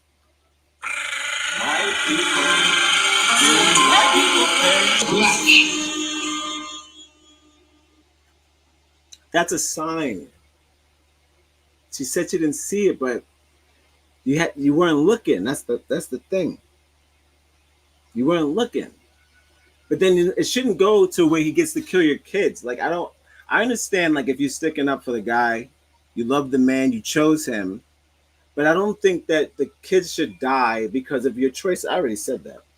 You know where that came? That came from me. That came from me. It was mine. It's a hard thing also to see the sort of very beginnings of coercive control and psychological manipulation and grooming and engagement type behaviors that abusers will use to sort of break down the psychological barriers at first.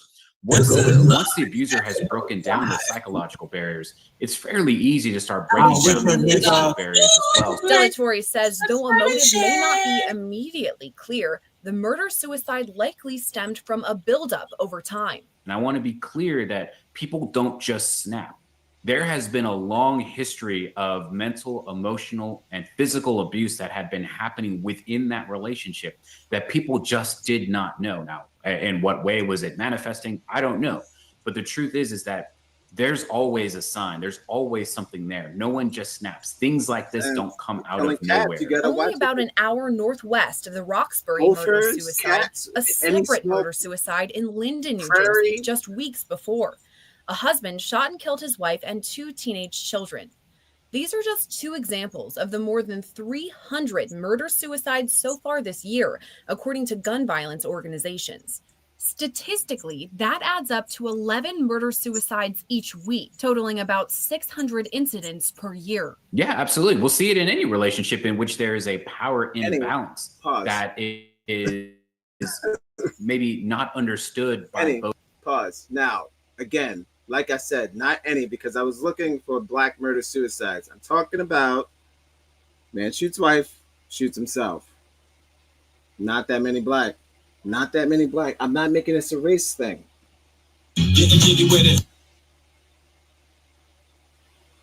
We'll kill her for sure. Not killing myself. Is there a domestic abuse demon? Oh no. It's not funny, but that's a great question. You know what? Guess what? And what, let's check with Google time. It's Google time. What is that? Maybe. Let's check. Dropping like a bitch. Well, I got to be all that. So, I'll take me and you off this fucking cliff. Keep fucking with me. Alright? Then it'll be what? 2 bitches in the sea, huh? Is that it? Is that what you want? Shut up. My wife, I ain't you I'm a bad boy. Bad boys, what you gonna do? What you gonna do?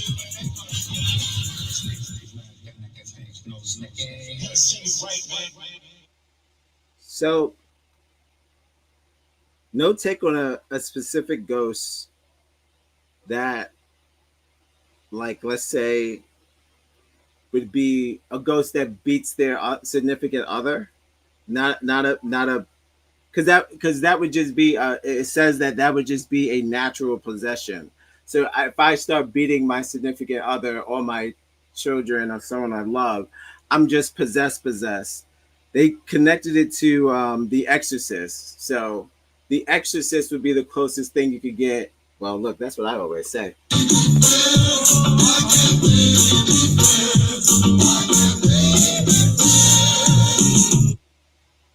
People need to get together. Thank you so much for adding that to the chat. That is pretty much the reason why I'm doing this show. It's not to figure out like who's the worst of the group. I'm trying to figure out why do we have numbers on murder suicides. I feel like that's probably like the saddest calculation ever. This is a number of someone who no longer wants to live.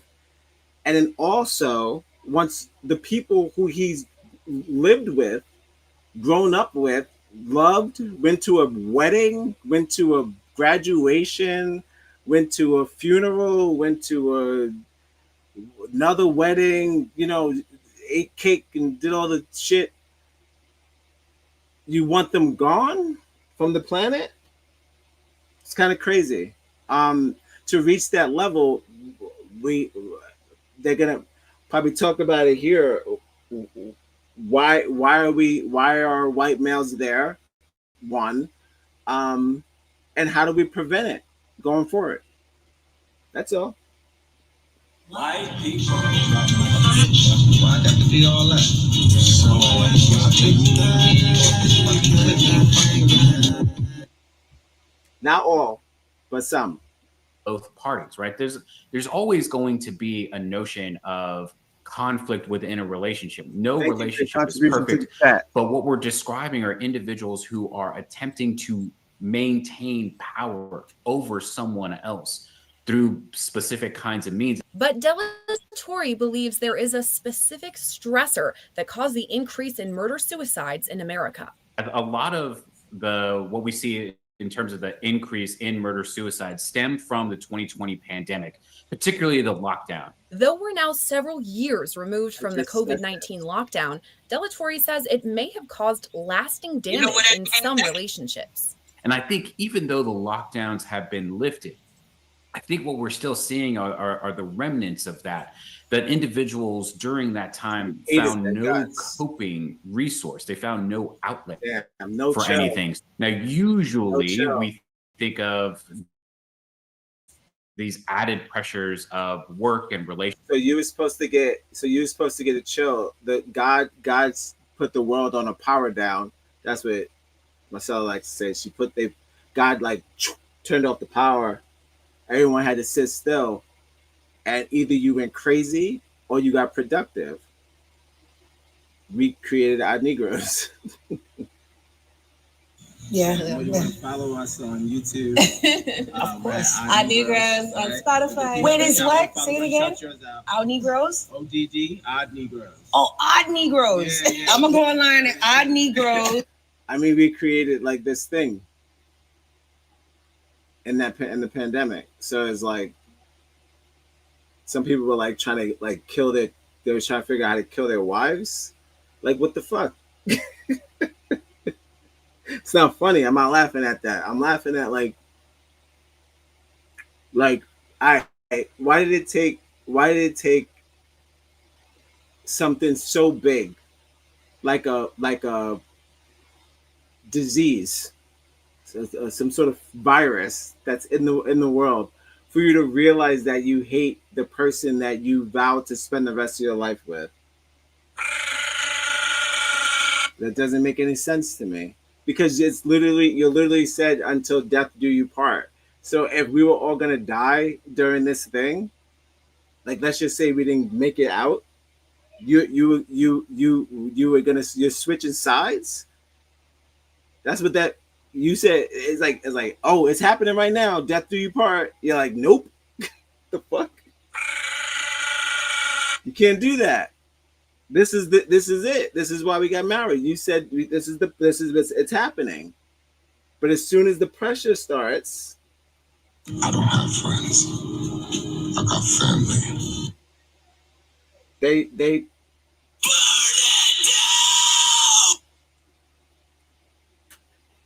it's kind of hardcore. I don't know. I don't have any black people in my circle that think like that. When all shit falls to shit, you just burn it down to the ground. No. We don't have enough to burn. Sorry. We don't have enough to burn. Once again, I'm not an activist. Follow us on Instagram, connect on Facebook, wherever you get your podcast. I'm in your shit. We'll be right back. Relationships being kind of the primary components to someone engaging in these problematic sort of violent behaviors.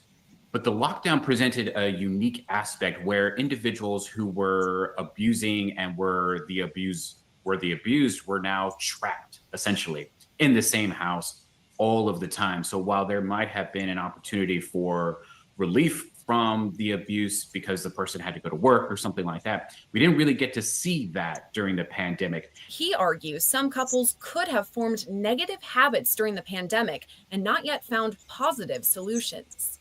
There hasn't been an opportunity for individuals to really get themselves out of the holes that they were dug in during the pandemic. And that also has added pressure to these individuals who are likely to engage in maladaptive behaviors, these violent acts.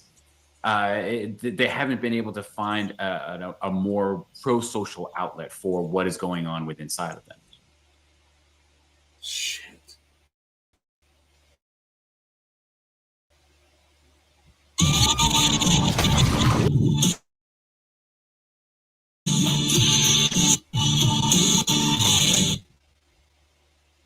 You said what's growing inside of them. What are we talking about? Damn. They're so excited for you to be a part of this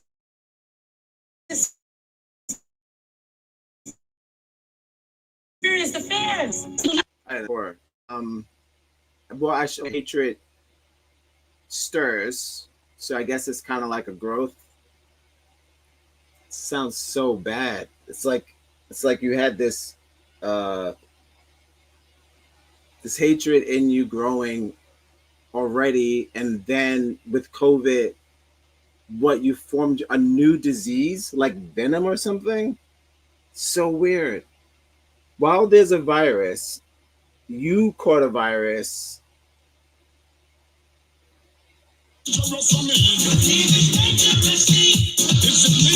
FBI reports 65% of murder-suicides involve intimate partner relationships, with 81% happening at home. According to a study published by Harvard University, 59% of men who killed a female partner then committed suicide. Delatory believes there's a clear reason why men are more likely to commit murder-suicide.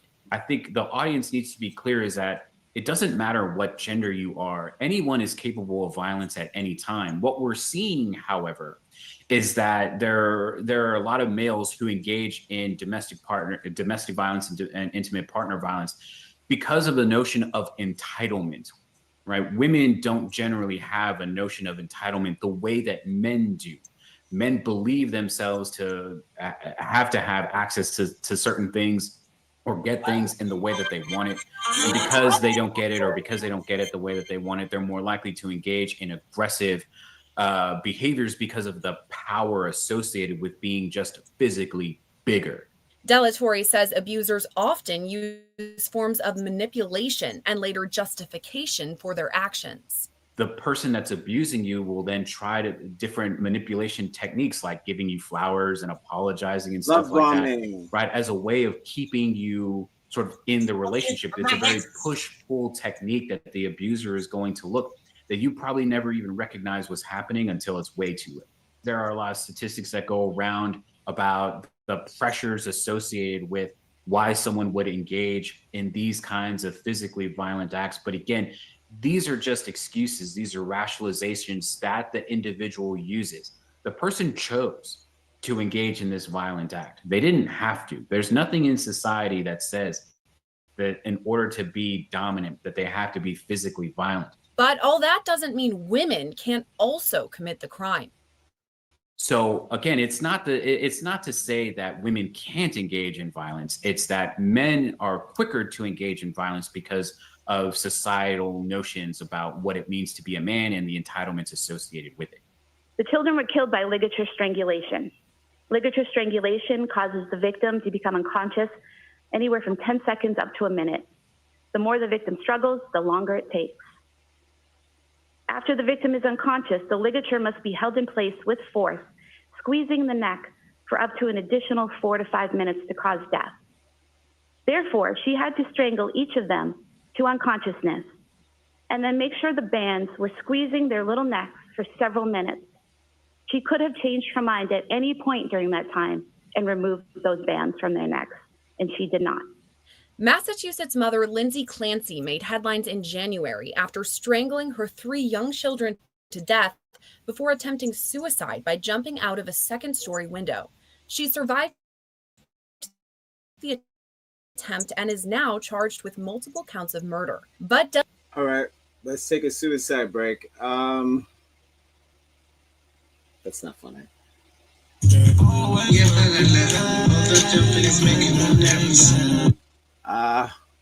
We're gonna finish this story. It's crazy. Complimation. I tried to find. I told you. I asked Google.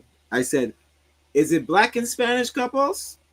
Because that's what they keep showing me. That's what YouTube keeps. That's YouTube says, like, black guy dates white girl kills black guy. Sure. White guy kills black guy sometimes. Sure. But are there any children involved? Never. They're just one-on-one problems. I'm talking about when you put the pictures on the refrigerator with the Christmas lights and then you strangle your children one by one. Did you feel that? Yeah. All right. Live at 5, the only show that starts at 6 o'clock. We're going to wrap it up. Where we at? Almost all we at this. We're way over 2 hours. Well, we're going to wrap it up. I'm going to finish this, get to my synopsis, get what's going on with the my conclusion, really, not synopsis. We've done a synopsis. No more synopsis. My conclusion, and then we'll get into the last video, which is just the video with the nanny who was at the Powell house. Okay, be right back. Take a little bathroom break. Thank you for checking out Live at 5. The only show that starts at 6 o'clock. We're going live at 5. We're going live at 5. Yeah, 6 o'clock.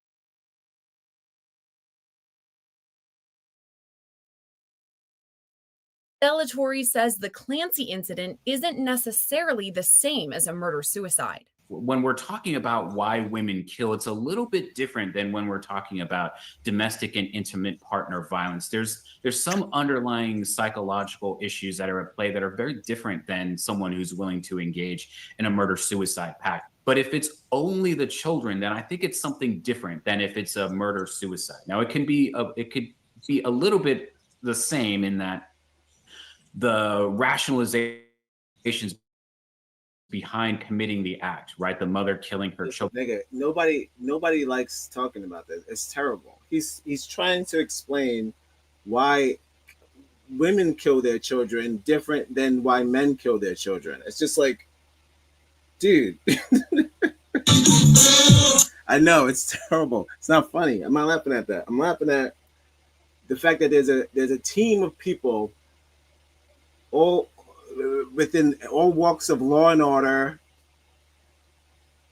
all walks of degrees and bachelors, trying to figure out why are parents killing their children, and also in what degree, like haste, like males, real fast, or slowly, like women with poison and stuff. Why? Why is it happening? I don't think none of it should be, but it does exist. You could just watch any of your murder mystery shows. They talk about mercury. The first time I learned about mercury was from some woman trying to poison her kids and some man. Did you feel that? So I mean, yeah, it exists. We know how to get mercury. All right. So why would you indulge that far into that sort of behavior? Some sort of sick scientist, opposed to just telling the people how you feel and that you want out. You just want out. I'm done. And so you're done. Call it quits. It's twisted.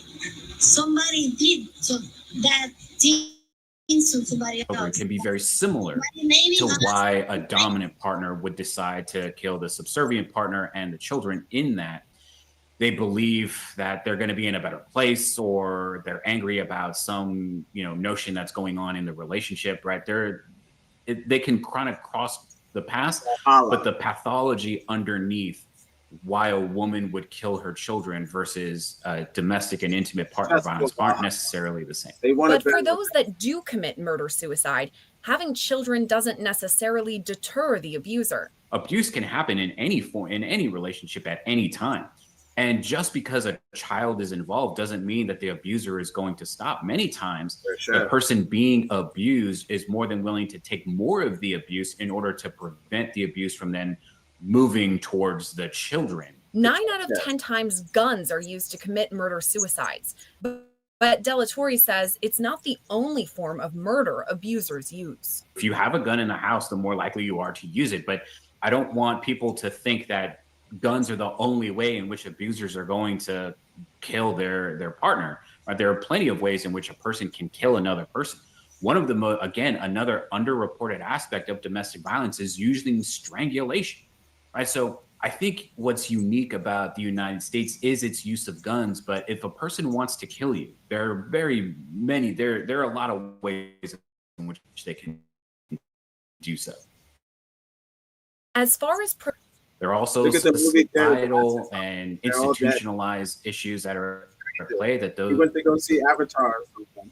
Need to be reckoned with, and how individuals participate within the context of a relationship that also need to be explored and identified. Well, this is not an easy thing to do. There's so many different avenues to explore, so we need to explore all of them first. If you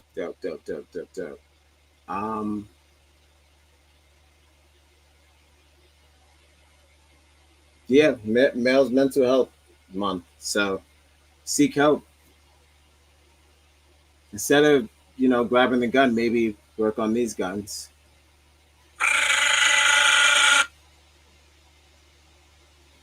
I don't need. All right, so let's make it light.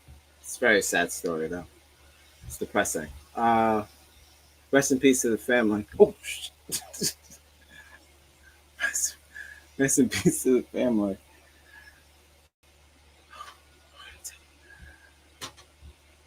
Sad. Should stop. Should stop for sure. That's kind of one of those cases where again, bizarre and unnecessary. I believe could have been prevented probably much earlier than it turned out. And like I mentioned before, as far as the women, they don't really murder their kids. Not like that. Not without probable cause. They have more of a reason to do so. So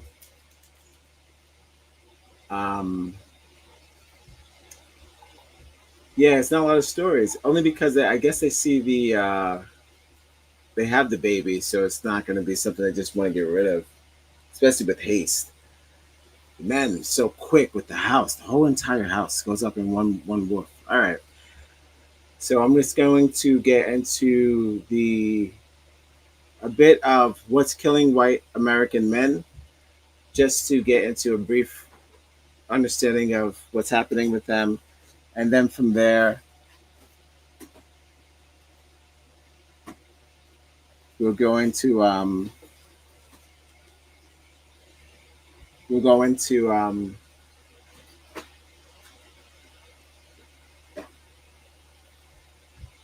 the closing, which I want to talk about the nanny who was at the house, and that's it. I'm gonna wrap this up. We're going a little over, so apologize for that, but we're gonna wrap it up.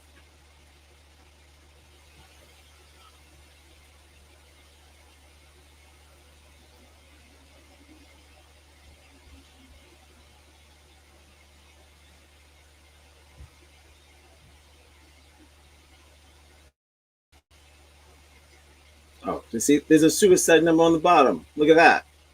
It's not a joke. Suicide is Males Prevention Suicide Month. So, step it up. I don't know if step it up is the word. Step it down. Step down. Step down. It didn't say not one male was strangling, one female was strangling a male. Never. Can't find that vid. Trying to get this going. Share my screen. Sorry, 1 second.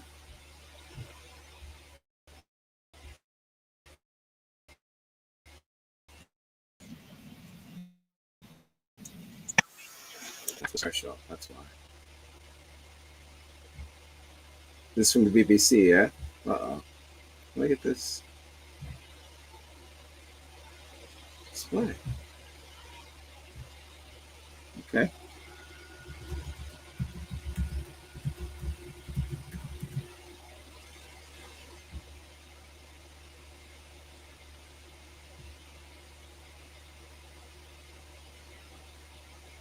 Trying to play the video won't play. Huh. Okay. Why? Alright. Fuck it. I don't know.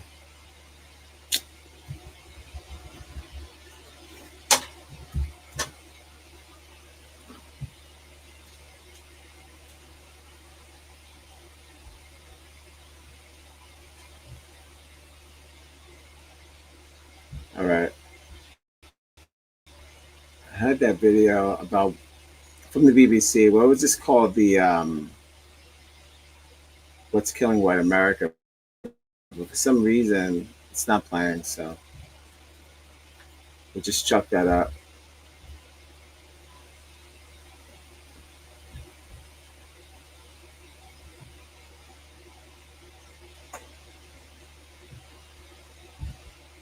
Oh, nope, something else. Never mind. Well, I saved it, but whatever. What are we gonna do? All right, so we'll just get into the just the nanny's description of what happened with the Powell family, and then we'll wrap it up. I'll get into my closing, because I feel like they took this video down. Shit. All right, cool. Took it down before I could even get into it. That's crazy. I don't know why. That's kind of gangster. You can see it right there. It says, "What's killing America's white men?" But the video I saved is no longer available. That was from earlier today. So look at that. Who knows? Sure. Okay. Saboteur. All right.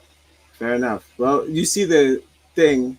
If you get a chance, go there. Go to What's Killing America's White Men in BBC News. Hopefully it'll work for you. It does not work for me. When I click on it, just a prevention hotline number comes up. Family tragedy. 2020's Chris Cuomo brings us an exclusive interview this morning. We got Chris Cuomo. and his brother is just as handsome as the man. It's so topical. It's like I produced this show with like a staff. Chris Cuomo, whose brother, who's running, this crime happened 12 years ago. He does the interview. We got Chris Cuomo, everybody. Come on.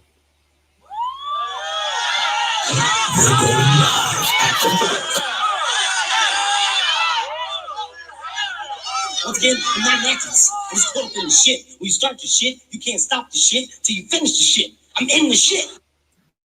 Frantically called for help after she smelled gas and realized something terrible was happening. Chris joins us now from Graham, Washington. Good morning to you, Chris. Good morning, Josh. It was supposed to be a supervised visit, like so many before. Elizabeth Griffith Hall driving little Charlie and Braden to see their father, Josh Powell. The boys were so excited, they ran up to the house. But when that door opened, everything changed. Did the door open? Did you see Josh? I saw Josh. I saw Josh for just 1 second. His eyes caught mine, and he had a look in his eyes. It was just kind of sheepish. And then he slammed the door. As soon as the door closed, I heard him say, "Charlie, I've got a big surprise for you." And then I heard Braden cry out. And so I knocked and I rang the doorbell, and I started yelling out, "Josh, let me in." Elizabeth is banging on the door when she suddenly catches the strong smell of gasoline. She rushes to call 911 and is shocked by the response. Okay, how long will it be? I don't know, ma'am. They have to respond to emergency, life-threatening situations first. The first available deputy. Well, this could be life-threatening. So you're telling the 911 dispatcher this is an emergency. This is a big deal. There are kids, and what are you getting from the other side? I'm getting, how can you be, who's your supervisor? I've got the kids in the house and he won't let me in. Whose house is it? Josh Powell. And who's supervising? And he's the husband that I supervise. So you supervise and you're doing the visit? Yeah, I supervise yourself? I'm not getting an emergency response. They're not responding to me at the level that I'm telling them that I could smell the gas. I could smell the gas. After two 911 calls and over 10 minutes of questions, Elizabeth is knocked back by a massive explosion as the house becomes a fireball. What did you tell yourself about how this could have happened? Because Josh Powell was really, really evil. I never saw any suicidal indicators from him. He didn't look like a monster. He didn't look like somebody that was going to kill his children. Children, Elizabeth says, who were unique and talented. Kids she loved like her own. Braden and Charlie were incredible beings. Charlie was smart and funny, and he loved bugs. Bugs? Bugs and frogs were his favorite. I was like a grandma to the boys, like a piece of furniture to the boys. They called all over me. They chattered with me in the car. They had things to tell me. While Elizabeth knows she is lucky to be alive, she's in too much pain to appreciate that fact. What is the hardest thing for you to deal with emotionally when you think about losing your boys? That they won't grow up, that they didn't see the sun the next day, that they're not going to ever look at bugs and frogs, and that all that life had in store for them has been taken away from them. Elizabeth is dealing with tremendous guilt. She feels she let the Cox family down. So, Josh, I told her what the Cox family told me.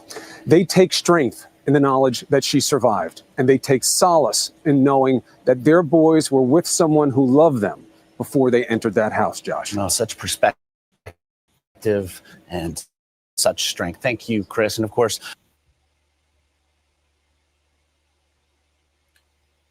I like the chat. People need to get it together, man. I don't know what to tell you.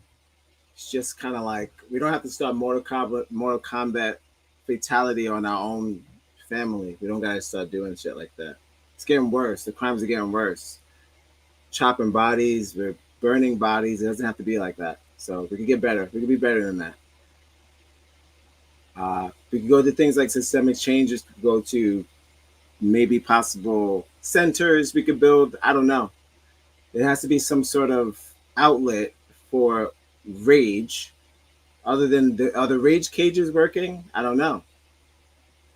It's too many cases that because of male fragility, people have to suffer, and I don't think that that should be. I think it's criminal to keep that afloat, and I think that we're overlooking all of the emotional, psychological, and financial abuse that's incorporated with all of that trauma that could be fixed, eradicated, and we could build happy homes again. Don't you wish that the white guys were jumping in the pool like there was in those like rich documentaries when they show them golfing and having fun? Because the angry white male is just ruining it. It's they're having a hard time. So I kind of need maybe either the money to be spread out so everyone, so the guilt is released because you're sitting at the edge of your bed, not at the edge of your seat. You're sitting at the edge of your bed. So if you're sitting at the edge of your bed with all that guilt and you take it out on your family, maybe you should figure out what to do with that in a productive way. It's probably guilt, and I get it.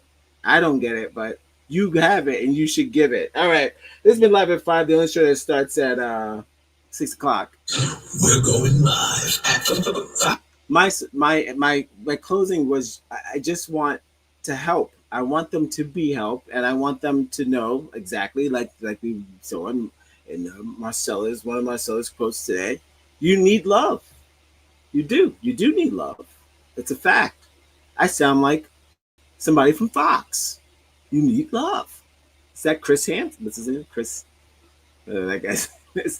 But no, you do need love, and the more that you avoid it, it's the terrible it is for everybody. There's no good relationship without this psychological connection to your partner. You have to have. I told you, a clutch and a clip.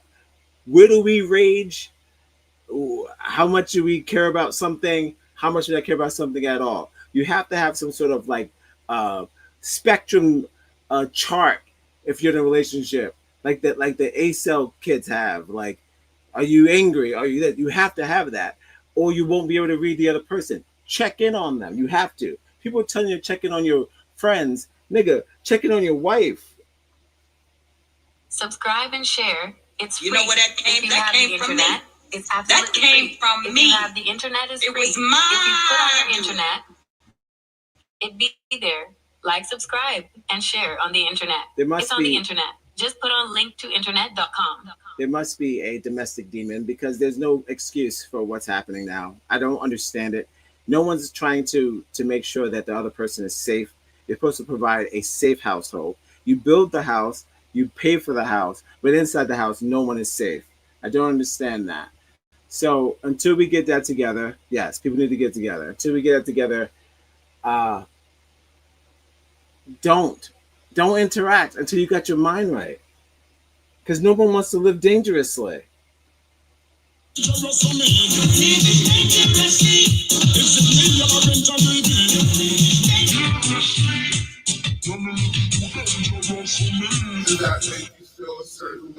All right, this has been Live at 5, the only show that starts at 6 o'clock. We were on time today, still went over. It's okay, things happen. Touchy subject. All right, I'll see you tomorrow with a impromptu, internet only, no zingers, no soundboard for sure, no maybe an X gonna give it to you, but that's it. Internet only show tomorrow, and that's it. We had fun today. I hope you learned something. I learned something. Hope you learned something with me. I see the people checking me out in the chat. Thank you, all of you that have watched the entire show. It's been a long one. I promised it was short. I lie all the time, just like a typical male. Regular, it's regular, no. But I'm not going to kill my wife. All right. Don't forget to love yourselves, and we love you back. If you know someone who's struggling with mental health, tap them. Check on them. Make sure they're good, because we don't need any more death. We don't need any more deaths. I don't need.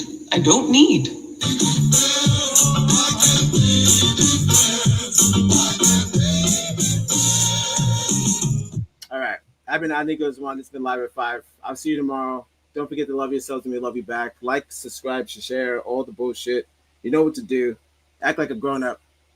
Act like a grown-up. Support. Pretend like it's cable. I wish a nigga.